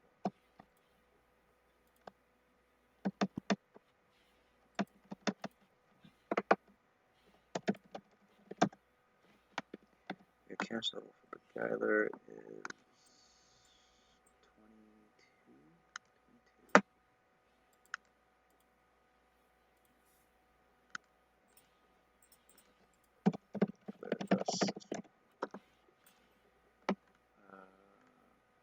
22. Keeping the base will save, or are you gonna roll? I'll roll it. I'll roll it. I mean, the main purpose of the spell is really so the party could see it.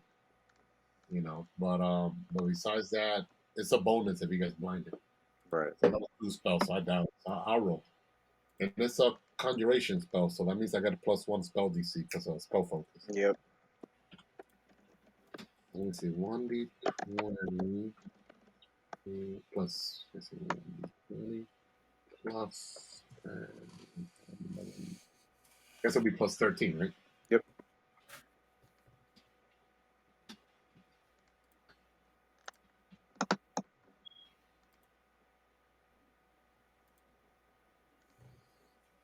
+13. Plus conjuration. Yeah, Glitter does conjuration. So plus Isn't it? 13, or plus 12. Oh, it's +12? Yeah, plus 12. What is it? No, 10 for intelligence, right? +2 because of spell, and then spell focus. That's 13. Oh, 10 for intelligence. Wait. I was missing a number. All right. I had 9 down for some reason. So No, it's 11, so it is plus 13. Okay. Yeah. And you got... Yeah, he rolled off. Nah, whatever. It's a crapshoot. Ah, he passed. Yeah, you passed. Even if I kept the DC 10, he would have passed anyway. Yeah. So. I mean, he had a good chance of failing. I don't think it will say it was even that great anyway, but... All right. But yeah, he passed it. Yeah, he's visible now to the party. Zino, you're up. There you go. One shot final. He could see him now, so that's good. His job. All right, let's do this.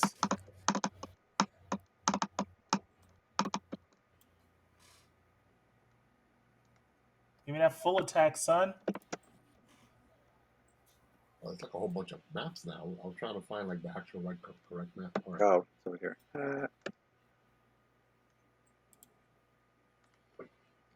Yeah, this map looks godlike. Dangling cages.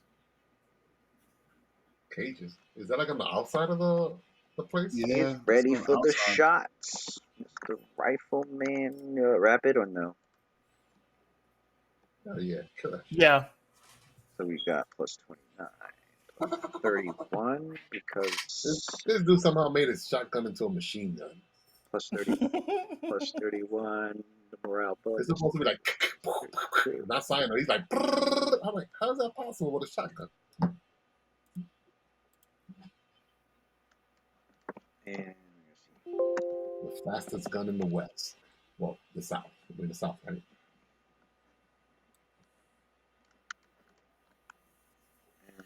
haste. I do have a blunderbuss too that I don't even Haste use. is still... Alright, so plus 33... I got a musket, like weapons on deck. So it's good to have emergency weapons. You never know when it gets stolen temporarily or some shit, or gets blown up, or a rust monster comes out of nowhere.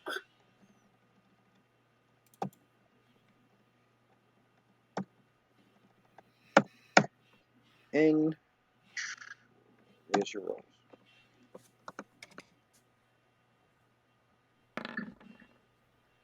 Come on, let's get some 19s and 20s. Some 19s and 20s.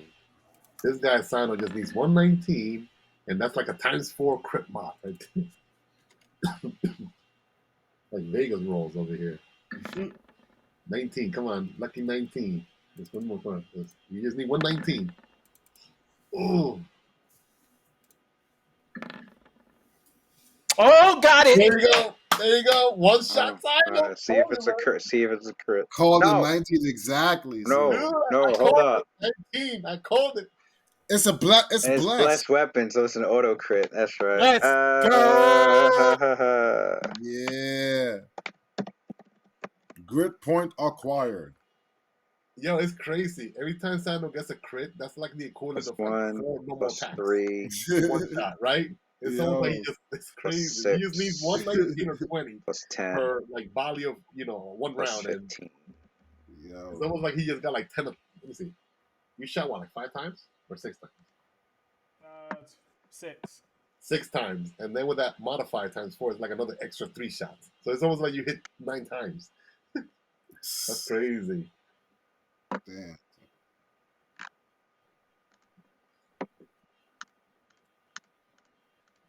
Freaking our sniper, man. Sino's the shit. I love our sniper. All right, and that's with Hammer the Gap. Okay.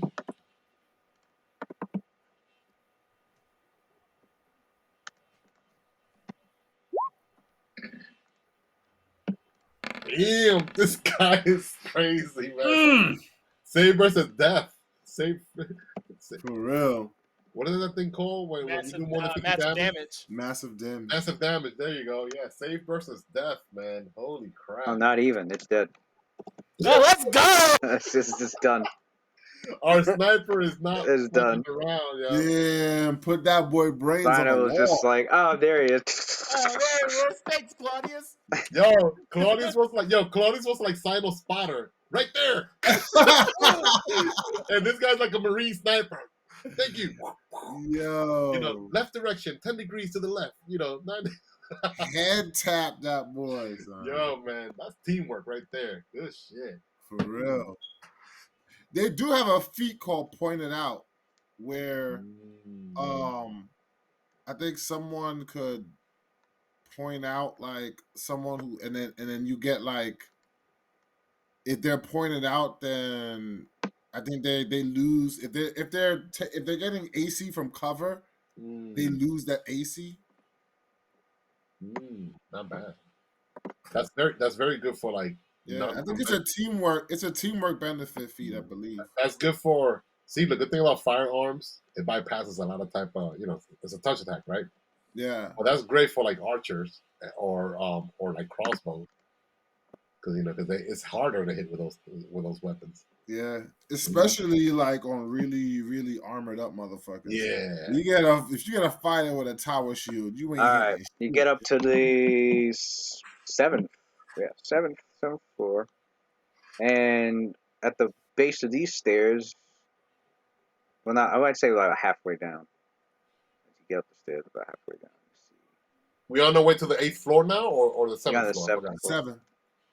Oh, we on the 6th now. We going to the 7th? Yeah. You're on the 7th. Okay. You're on the 7th now. Oh, we on the 7th. Got it. All right, so picture this guy. Who the hell is that? What the hell is that? Picture this. It looks like an emaciated, fiendish-looking. Is that the Batman humanoid? For real. Humanoid too.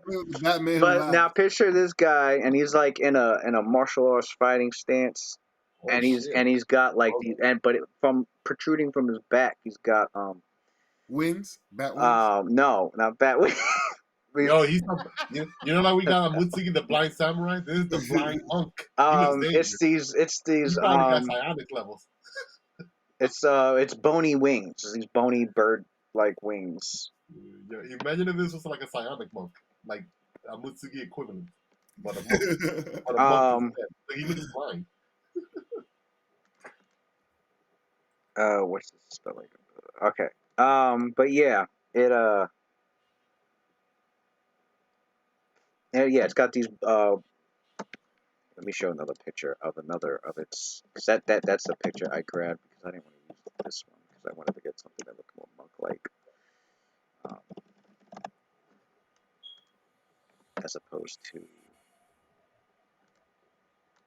So this is the original image of the creature, of this particular kind of creature. Oh, Lewis. I made a mistake. Lewis, I made a mistake. What? Oh, that's the original picture. The original picture looks godlike. That looks way better. I want to correct this before we go further on. On my level 5 wizard spell, I see that I have a wall of force there. Did I cast that spell or no? Because I know I used an open slot level 6. You used the scroll, the first wall of force you did. I think. Oh, so I haven't casted that level 5 spell then. Wall of Force there. The level 5 then, right? Not from your spell slot. Oh, so I'd rather cast that spell and preserve my open slot that I use, level 6. Hold on. Or was it a level 5 slot that I use for the Wall of Force? Wall of Force is 6 or 5? 5.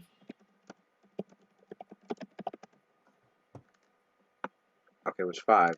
I don't know why a 6. I hope a 6 wasn't taken. No, I don't see a 6 taken. 5. Yeah, I see like Wall of Force prepared. So you didn't use that. You would just use. I forgot that I had that prepared. So I want to cast. So mark that off like I casted the Wall of Force and open up my level 5th slot. Does that make sense? Oh, I see what you did. Yeah, I didn't think I had that prepared. That's why I used that open slot. So I'm gonna like on my end. I want to make sure that you have your record updated. Like, Yeah, I got it. So I'm gonna put like I actually cast a Wall of Force. That was weird. Okay, I don't know how I missed that. You know what? You had me sweating, Lewis. I was like, oh shit, I'm gonna get killed. Well, yeah, that's the original image. But except he doesn't have this one. Doesn't have the scythe. Got the wing. Yeah, the original image godlike. And yeah, and his attire is very Eastern. Oh, hey, you put a link there. Let me see. Let me click that. Very Asian influenced, I should say, Asian fantasy. Your characters can roll like knowledge planes check. Oh, that shit looks okay. That shit looks old. He looks there like a G standing by himself, like he can just take us on. Kind of intimidating. That too. Let me stop. Let me fucking stop. I'm not gonna get my. We rolling initiative again? We rolling initiative? No, Yeah, we're rolling a knowledge planes check. You don't know. I mean, it looks like It looks like the. You're not sure if he's just like a guardian of this floor, or if like he's just one of the prisoners that was released and has just wandered up here. Cynthia got a 48. It's pretty decent. Nice. 48. Well, Cynthia, with her vast knowledge, her knowledge encompasses an insane amount of planar lore of all sorts of fucking legends and myths and customs and cultural stories and folklore, and she's like a walking fucking This computer. guy messed right. Finally, I get to go before Sai. He's Have like, I finally get to go before Sai. Monk. And upon her inspection with this particular being, at it. Yeah, this guy wants to have his duel, man. Monk and Monk.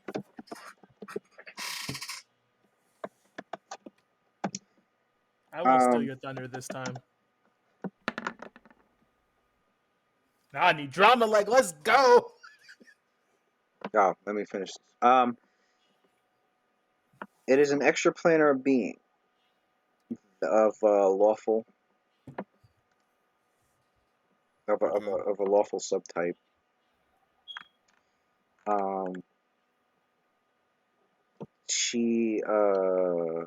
They are from another. How do I describe this? It's not a being that is well known, or even it's barely known to like sages that specifically study cultures and creatures of lands beyond Faerun.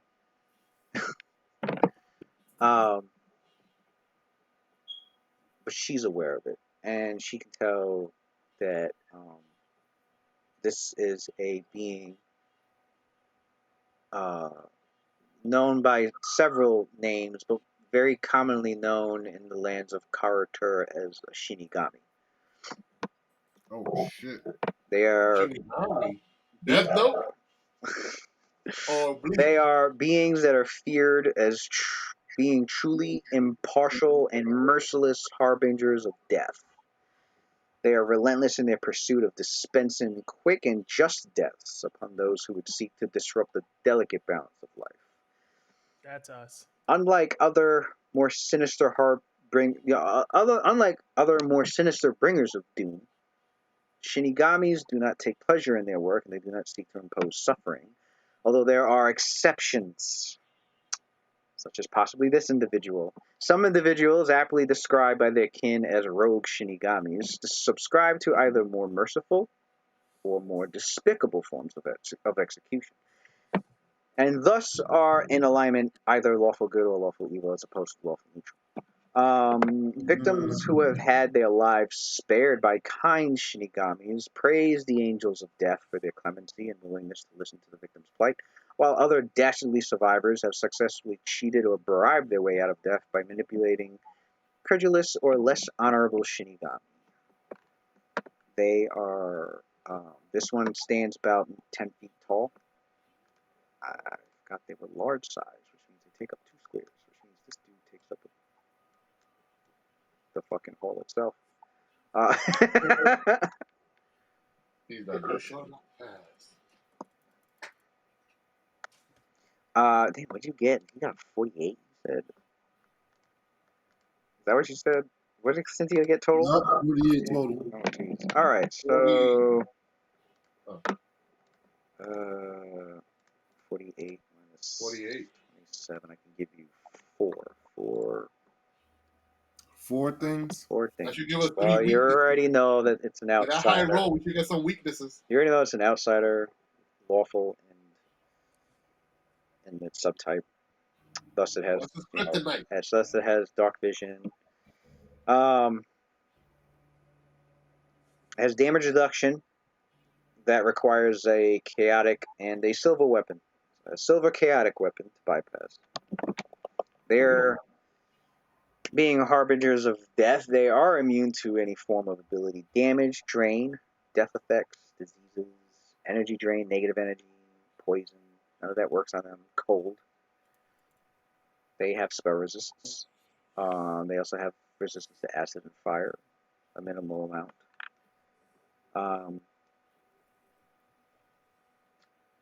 They are able to fly with perfect maneuverability, as if they were the wind in terms of maneuverability. Normally, they have an axiomatic scythe, but the fact that this one doesn't, you don't know if it was a choice, because it's in a martial arts stance, which means it plans to fight unarmed. Or if maybe it did have a scythe, then it also knew martial arts, but because it was originally a prisoner here, it didn't have any items on it. What further clues her in that it is actually just another prisoner is the fact that she can't locate its signature its signature gems that they carry on them, which they are quite capable of binding souls. At which point they will destroy the souls within the gem that whenever they wish to, and destroying a soul within the gem destroying a gem of which they have captured a soul within would release a burst of negative energy that would drain opponents within a certain radius.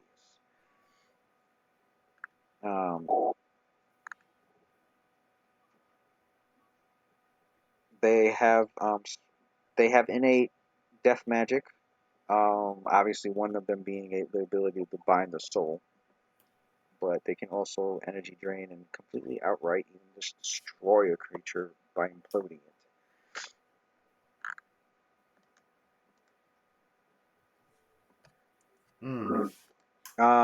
It's also, well, as your characters are experiencing now, it has a fear aura. So I gotta look to see who doesn't have their heroes feast on. Claudius is one. I know that shit got the spell for him, unfortunately. What's the radius of the fear aura? Cynthia still has hers on. Mentor still has his on. Drama still has hers on. Oh, Mentor is not a drunk master no more, right? No. So Oh, he's not immune to that. Okay. So who do they say? Meteor, Drama, Cynthia. Do not have to make will saves. Belenum, Zionel, Claudius have to make will saves. Will saves? Fear, so if you have any bonuses to fear. Valenum does, and I believe he gives a bonus to. I'm not sure if it's passive or active. I think it's active. I have to activate it, where it gives you a bonus to a fear effect if you roll. I believe it's a swift. Can I do it as an immediate? It makes sense if I can do it as an immediate action. Let me see. The swift. You know about call to battle? Oh no, that would grant an ally another save against fear. Grants another. Okay. I may have a magical weapon that does something similar too. Now I think about it. Hold on. Can choose standard of valor. You have that in banner form, right? Yeah, it's in banner form. The banner. Immediate command can use Knight's Challenge. Also can grant one ally a new saving throw against fear. So it grants a new saving throw. Okay. These will be good if he doesn't succumb to fear himself, and he's got a couple abilities to break his allies out of it if they succumb to it. Got you. Yeah, I'm not too worried about him succumbing to fear. I'm worried about them. You never know. You might roll a 1. Well, even if I did, I could negate the effect. Oh, okay. I don't know if I got some will saves. Plus 28. Shit, I almost got a 2. Whew! That shit went from a 2 to an 18. I got the 2.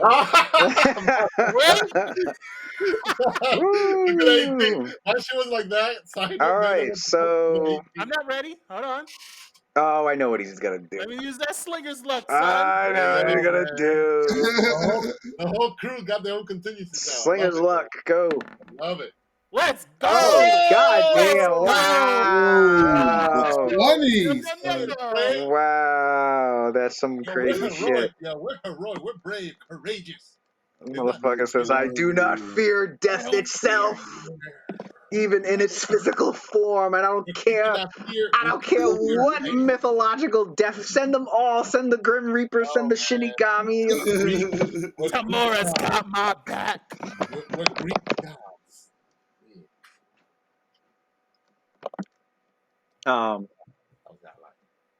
Best one don't got to roll, right? That's what I got to check. How many does that take? It takes up 2 grit, doesn't it? Takes 2. That's worth it. Well, you just critted, so you don't have any grit. How you been keeping track of all those kills you've been getting? You probably got like max grit by now. Right. You've been getting a lot of kills. Wait, if you crit, you get a grit, right? And then if you get a kill, you get a grit also, right? If you crit, you get a grit. Yeah, crit. It feels like every time you do a full attack, you always get 1 crit. And he has to kill. And yeah, if he kills anything with 10 or more hit dice, like he gets the last blow killing it.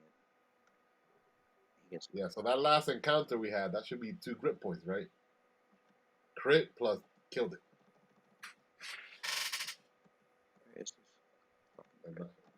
We didn't get to get used now. Oh, there it is. Grit. It was. Shit. Yeah. Right. Yeah. I gotta be keeping track of these. I have 8 grit used, but I know he's gained some back. Shit. We got one from the crit, and that guy that he killed definitely had more than 10 hit dice. I could already picture this psychologically. Sino's like he's like, no, come too far. And then I should surpass this fear. Well, then he used 2 just now. I think that's obviously where the grit's mostly being used. This guy's the gunslinger luck. He stayed trying not to fail his aim. All right. So interestingly enough, we have it where everyone passed except for the knights. Nah. Wait, Belena failed? I could give myself a reroll. No, too. I know. I knew he was. I was like, he's got that Crusader shit, don't you? Yeah. The Crusader in you helps you attempt to break free. So Wait, this guy Velenum has a plus 28 to his will save? How's that shit so high? I'm a wizard. My shit is only 18. he said, "How He's the nice. hell?" He's Yeah, nice, I could kind of see why he's so overconfident. So, Well, I just need a 10. And so I'm at the Claudius is 36 passed and Valenum's 32 failed. So you guys can. Then you would have thought 32 still passed, but yeah, I guess it's a big. Valenum calls upon his zealous surge. That Crusader in him is like Yep. almost Like, got slightly shook, and then you're like, nah, just rubbed it off like it was Not like today. water off. I was like, never mind. I got really pissed. Crusaders, man. God, everybody got their little contingencies. I love it.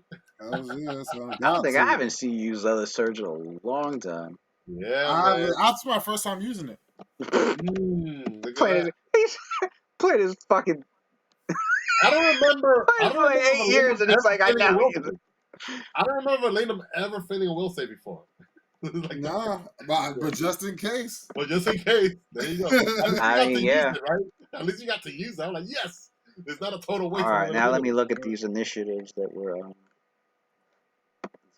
That's where I wants to go first. He wants to fight this shit. Yo, like, I've been doing the same thing too, Matt. Their spells I've been preparing since like. How is it? That's the second. 7. That's like the third time Claudius got the same exact number for initiative. Until you need that shit. Until you need it, because you always gonna roll some whack shit sometimes. Yeah. So you gotta have backup. Yeah. Especially since this is not the first time. We've been in a lot of dimensional lock campaigns already. So it's like, yo, I can't be relying on visibility or whatever. Gotta have something. What what did Valenum and Cynthia get for initiative? Valenum for initiative got a I know Cynthia got a 9. I think Valenum got a 20. Valenum got 21 for initiative. I'm gonna use Claudia's gonna use an immediate action. Why am I not seeing it on here? I don't know. I scrolled up and saw it. I scrolled up. I see it. Zynal's damage. Maybe you rolled it when my thing was cutting out. I see. Yeah, maybe that's what I see the knowledge planes check. After that, I see Claudius's initiative. Then I see Zynal's initiative.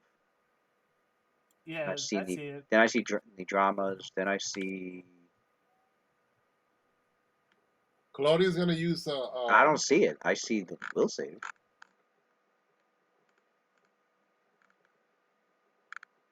Initiative for who? Valenum? Valenum and Cynthia. I don't. It's not on the chat log. That's weird. It's located right under where it says Claudius spell mastery. When he has a spell mastery up and his feet. That was for the previous encounter, I think. That was the last encounter. The one that we fought the thing that Sino killed. We're in a new encounter now. Yeah. Hmm. I don't have one. Yeah, I don't have one for the Shinigami. We went to a different floor. I thought the Shinigami was joining the fight. No, on the next floor. The fight was over. We went to the next floor. I thought he like joined. Nah, it's a new encounter. I think, right? Yeah. Yeah, that's why I rolled again and Sino too.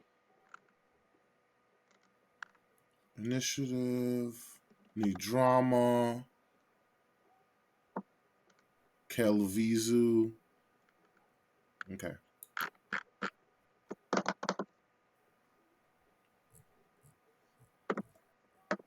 $19. Who got 19? Valenum. 15 for Cynthia. Claudia is gonna use Nerf Skitter on Valenum. He already has it on him. That's how he got his initiative so high. No, he gave you combat readiness. He's now using. Oh, I thought it was Nerf Skitter that did that. No, a combat readiness gives you what, like +6 to initiative? Yeah. Claudia's gonna give you another +5 to initiative right now on top of that. Damn. Thank you. Yeah, I'm trying to make sure that the. Why don't I? That you guys. That you have it prepared? It's his freaking wand. Oh, the wand. Staff. I know he hasn't used the staff in a while. Claudius staff or Claudius cane. Oh, skittish nerf. There it is. To me, it's easier to remember Nerf Skitter. I know that you use the actual name of the wizard that actually invented the spell. Right. I'm like, I go with the spell companion name, Nerf Skitter. You go with the Forgotten Realms name, I think, right? Yeah. The spell, I know. For me, it's easier to remember. You have a wizard, it's credit due. I know. I like that about you, though. You give us, I like that. It's just easier for me to remember. No, I know. Yeah. I like that too. Also, like if it's a Bixby spell, definitely keep Bixby. He created that spell. You got to give wizards their credit. Just like I got those 2 spells, Lewis. I mean, I guess it'll happen post campaign. Those 2 Claudius spells. It'll be other spellcasters in the future. They'll probably get those spells. Maybe one of Watson's like future spellcasters use Claudius' spell. That'd be dope. Claudius fuck clap. Well, they're at Claudius #1. All right. Man, that dude looks like a. I know he's a Shinigami, as you mentioned, as Cynthia mentioned. Does he also? At least he doesn't have the fucking gems. Does he look like he's? Does he look like he's a monk? It appears he knows some form of martial arts. Got it. Could be a monk. Could be good at martial arts. You don't know you don't know yet. He hasn't used anything. No, yet. He hasn't used his Well, you could roll what you call it. What? There's knowledge local, I believe, would tell you about his his knowledge. I don't have knowledge local Corsari. I ain't even gonna bother. Well, then again, he has high intelligence, but still. All right, give me a moment. There's one aura you could see on him. Oh yeah, aura, Lewis. Okay, a greater. Yeah. I freaking use it's one aura. It's divination. It's a true seeing. Oh, you got true seeing? Yeah. Okay, good. What's up?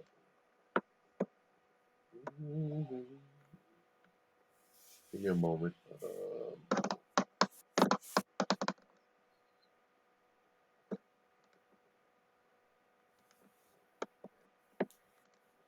You know what?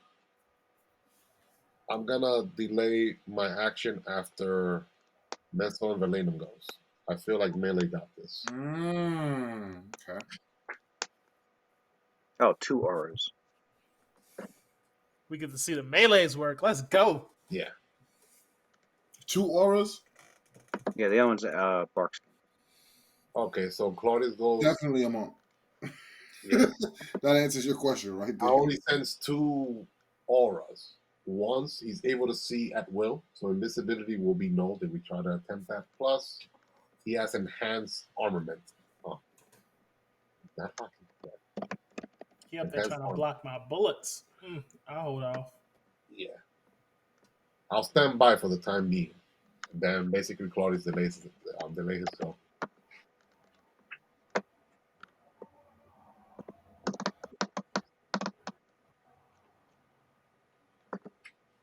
Okay.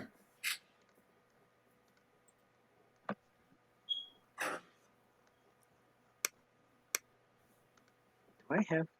Are you serious? Oh, I have those 2. I don't have that. Wow.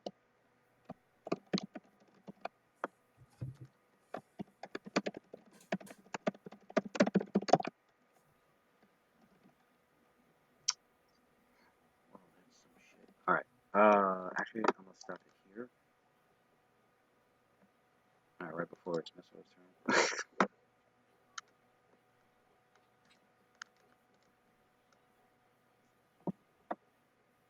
A few things I don't have listed on it yet, so I'm like, I thought I finished it. So many things I create.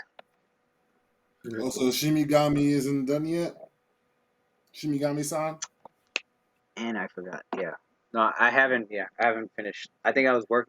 I tend to work on a creature and then jump to another, and then jump to another, and then go back to the first one, and then jump on a 4th one. Like I'm trying to.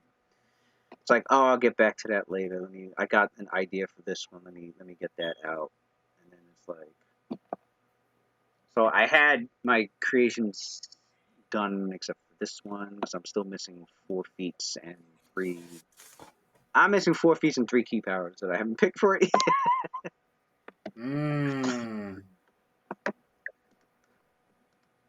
Okay. Well, so if Mitsuo's it is one, you know, so if the PCs are gonna fight, I want to make sure it has. right. It's not. Do we go before it, or does he go before us? The Shinigami doesn't go until. Well, I mean, if he doesn't have his After Cynthia, he could pick something that could affect his initiative, so you might as well just wait. right? Because if Mitsuo's gonna go up and start attacking, it might have something to deal with him. It might have some like defensive capabilities. It's just there's 4 feats I haven't picked for. It's because I'm looking for the right ones. And that's not easy. Not easy. Understandable. Yeah. That's true. A lot of some, You especially that changes the initiative, that gives a boost to the initiative of the creature. Like, who knows? well, So no, might as it well already wait. has improved initiative. I don't know about that. No, it's more like I need to know what kind of Like what his niche is. right. I mean, it's high level. It's this high level in the game, and when I make unique creatures, it's like building a fucking character. Right. But as fast as possible, because it's not like I have plenty of time to just look at the same character over and over every day and be able to minutely pick everything that I want for it. Right. When it comes to monsters, it's like I gotta pick a theme and then just grab whatever I find that fits the theme and make it work. I can't fine tune. If I was to fine tune every unique creature I've made or boss or whatever, Jesus, I would never get anything done. That's the one advantage I feel like players have over like the GM. Oh hell yeah! Is that when it comes to like the mechanics of a particular creature, one, we only have to worry about one motherfucking character that's ours in most cases, whereas the GM has to worry about that for every single like creature that he puts in the game, including NPCs. I mean, and we have the benefit of having like a long-standing relationship with our characters. Like if you're playing a character levels 1 through 20, you have such a long and like build muscle memory understanding of like we go on hiatus for a long time, right? And like, what the fuck is this character? Oh hell yeah! But then you remember we've been playing these characters for years. And now I do that. I do that. I remember my character. I have that same issue. I have that same issue coming back with the monsters. Like I must have spent 2 years alone just working on the cage rights.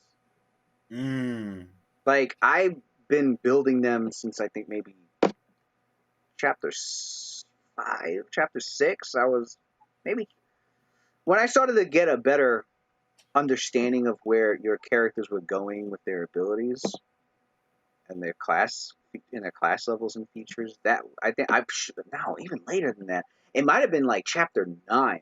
I was finally like, oh shit. Okay, I think it's now time to well maybe what chapter was it where you fought your first cage right? Was it chapter 9? First cage right you got, yeah, I think it was like chapter 9. So it might have been like chapter 7 or 8. I was like, damn, I gotta start making these guys. Oh, it was even earlier. It was the first cage right we fought was Orbis.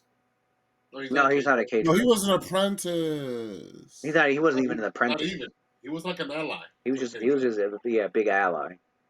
He wanted to be. Oh, the cleric was the apprentice. Oh, he wanted to be cleric in the tower. The one that killed yeah, there was a cleric who was that an killed apprentice. Zalarian. I say yeah, the characters are freaking. Oh yeah, the cleric dealt with a cage right apprentice before they even dealt with an actual cage right.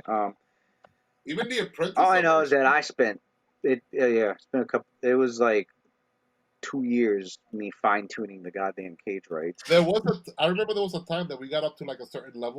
I don't know if it was chapter 6 or 7, that we even took like a 3-month hiatus because he said, "Oh wait, guys, I gotta write up the next chapter." Yeah, that was part of it. I was still And we fine took like tuning the we fucking took like cage. 3 months off. Yeah, we took like 3 months off. I think 3 or 4 months just so you could Oh my god. basically like I'm sitting flesh here out like, your NPCs. yeah, I remember. this shit was not. And then coming back to them, it's like I gotta remember 13 of these mother. Oh no, I'm sorry, not 13. 13 plus 5 of their fucking.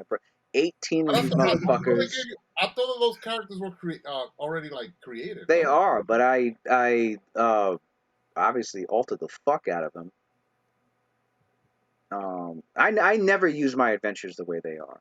Never. I always tailor them to the characters and to the story. Mm. Like the original 13 cage rights. Are a lot of them are very different than the ones that I put together. Like not a single one of them is a Grave Knight. The Grave Knight, I replaced one of the cage rights that was already in the book. I replaced it with the Grave Knight. Deary's the same. Deary's the only one that's the same. Although I tacked on extra sorcerer levels. Other than that, he's the same. Who else? The Typhoon Monk. Changed her up. I think I left her a monk, but then I added like fucking 10 levels of tattooed monk. So, like, either if I kept them, I adjusted the fuck out of them, or like, or I replaced them entirely, like I did with the Grave Knight. Shoot, I don't even remember who I replaced. I think it was originally a human fighter, and I was like, that's boring. I'm like, I'm like, I want to have fun. I want to use something from Pathfinder. Oh, the Grave Knight. This is well, as a villain of a extra planar fucking organization looking to. It was boring. I was like, no, this doesn't even. No, I'm like, I want to make. I want to use some fun shit. So I was like, DM's gotta have fun too. I was like, hey, Grave Knight template. This is different. It's sort of like Pathfinder's version of a Death Knight, but not really. It's like it's very different from a Death Knight, but it's got that Death Knight quality to it, So I was like, I'm gonna go with the Grave Knight, and then Frasier. Shit, I think Frasier was originally a human conjurer, and I was like, let's spice things up. I'm gonna make her a fucking summoner synthesis. Damn, that's one hell of a spice up, yo. And give her another 10 levels on top of that. So I went crazy with her. I remember her being a tough fight, and she didn't even get to use her. She didn't even get to use her Bankai. She had a Bankai waiting. I was like, oh, she don't get to pull this out. They're lucky. Because being a summoner, I had a gate spell ready for something. I had a gate spell that was coming in. I was like, man, they don't want this thing to be gated in. This will fuck them up.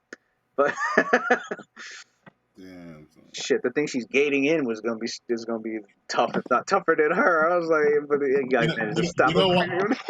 You know what, Lou? At one point, we were also planning for this particular like actual quest right now, the Order Marcus quest.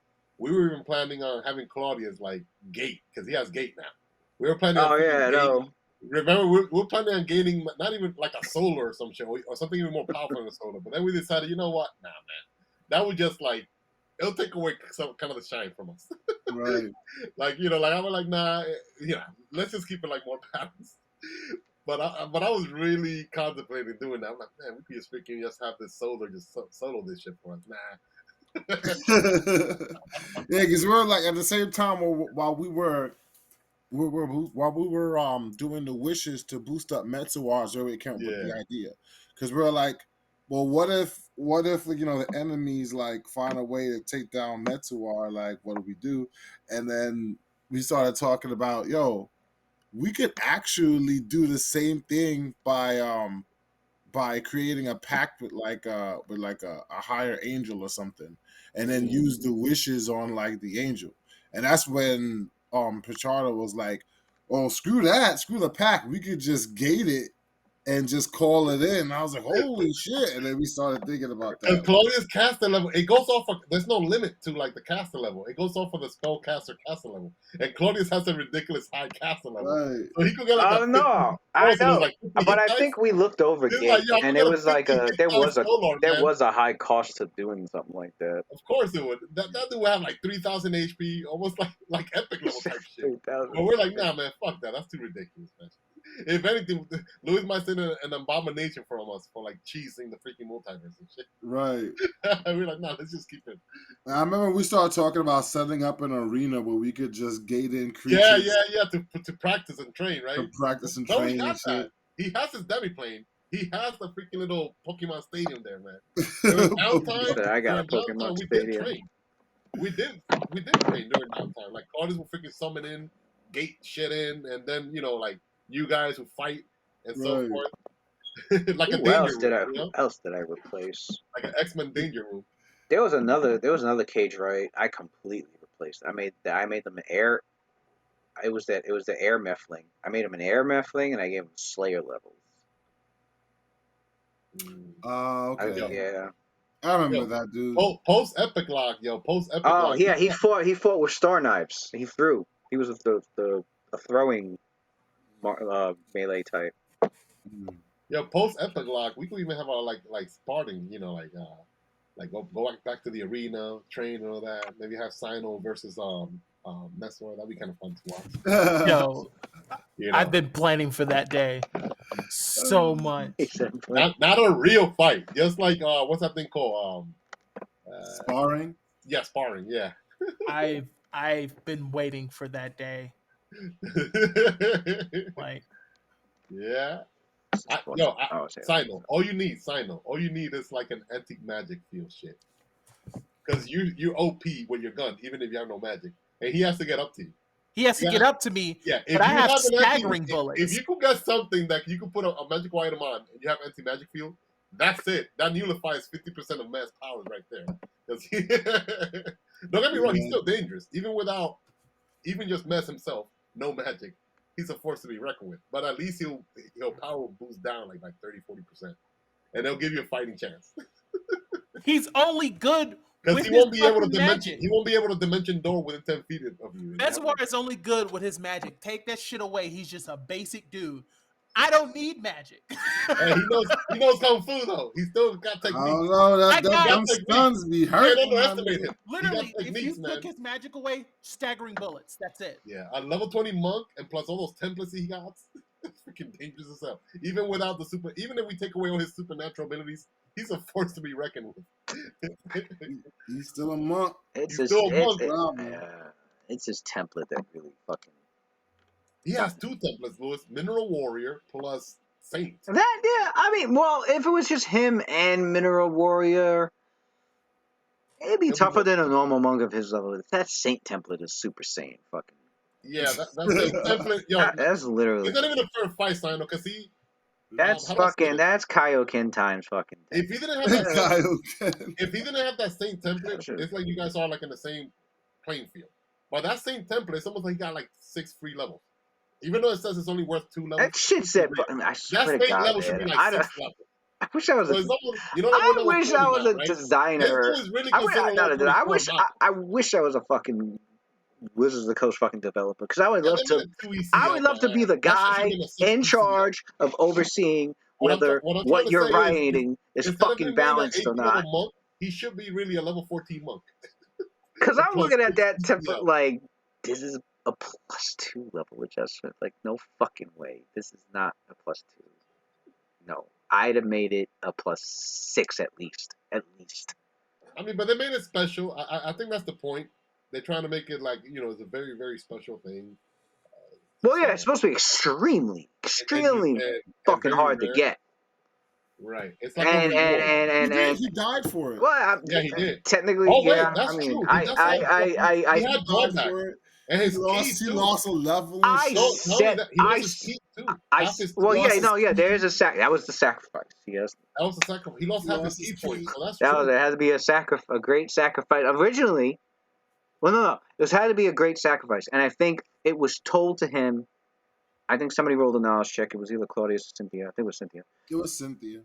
Told him, well, there's one way to destroy the tree of Shackled Souls. Methuselah can hit it as hard as as much as he can, but he has to pour all his key points into it. He can use his inner key, his life force to fucking to pour it into it as he attacks. He was warned However, by Cynthia. there's Well, yeah, he was saying she was warned. She warned him. She said there's a chance that energy will backlash into you and it will completely damage your soul, your own soul and nerve and chakra centers to the point where you may never be able to use ki again.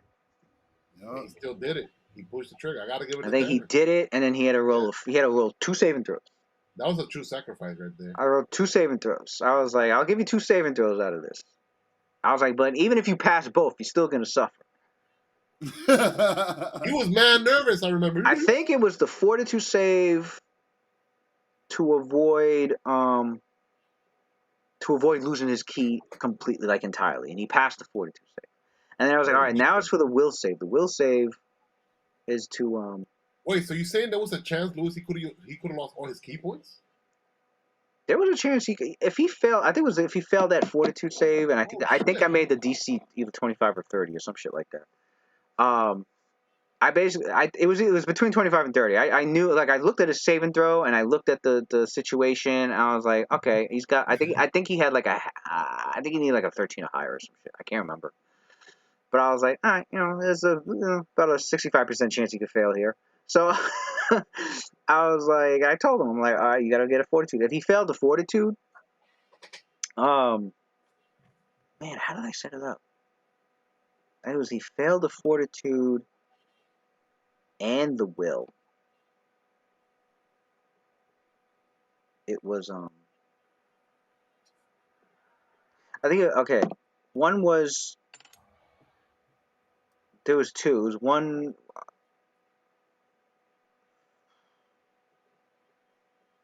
I can't remember now. I didn't write it down. I came up with it on the spot. I was like, I'll do this. I just know that, like, if he failed both, yeah, he would have lost. Like, he would have been playing a monk with no key powers. He would have had a saint. He would have had a monk saint, and all the other abilities of the monk. He's just no key powers. Oh shit! Okay. So one option he would have had slow fall. He would have had flurry of blows. He would have had shit. That would have been half his fucking class though. Like, he would have lost so much. He'd have. I think was purity of body. Is that a key? Anything that used key points, basically. If it didn't use key points, he would have got. He would have kept. Had the bonus feats. I think he could still do stunning attacks. But yeah, he would have lost. I think he would have lost like a big chunk of his class ability, like a 1/3 of his class, almost a half of his fucking class right there. Holy shit! But you got the same template. So. Well, now that you put it that way, that is a huge trade-off. I'm like, damn. And then I think if he passed, I shouldn't be getting too much on mess then. I think if he passed that, he had a chance of actually losing a lot of shit. Yeah. Well, he passed that, and then I was like, okay, now time for the will save. The will save was to okay, now I remember what it was. The 42 save was so he could stave off losing his access to his key. He passed that. The will save was now to mentally it was now his mental strength against the force of energy from heavily restricting his key. Like, if he passed the save, if he failed the will save, his key points would be they would be cut in half. So if he had 20 key points, he would only have 10 max. If he passed the will save, which he did, I think he passed both saves. So his drawback is any key power that he uses adds an additional +1. So, like, if he has a key power that uses 2 points, it costs 3 points. If he has a key power that uses 1 point, it costs 2 points. If he has a key power that uses 4 points, it's going to cost 5 points. So he got the minimum. He got the minimum. He didn't suffer the. he didn't suffer having no key powers at all. He got past that, and then he would, and then there was a chance he would suffer of having only half his key points. Which I think he has like 24 now, but he would have been if he had failed, he'd have been capped out at 12. So And you know he would have been capped at 12, and with the way he uses his key points, you know he'd be running out pretty quickly. So what was the downside? What did he lose? I know that you say he got minimal. Oh yeah, he got every. All his powers cost more. All his powers cost an extra 1 point. Okay. All his powers cost. Okay. Yeah, so I think he has one for 3, so that one would cost 4 instead of 3. Oh wow! And he's not drunken monk anymore, so he can't drink to. He can't be standing that. Yeah, he can't. Yeah, he took that out. Yeah, because that one lets you drink, and then like you can use the key points from your drunken key, and then you can replenish it. Fucking just by drinking more. It's like, oh my god! After every fight, you just replenish, or even in the middle of a fight if you needed it. But anyway, all right, get to bed. I'll wake up in a few hours. All right, gents. Next week. Night. All right. Good night. Don't forget to finish that.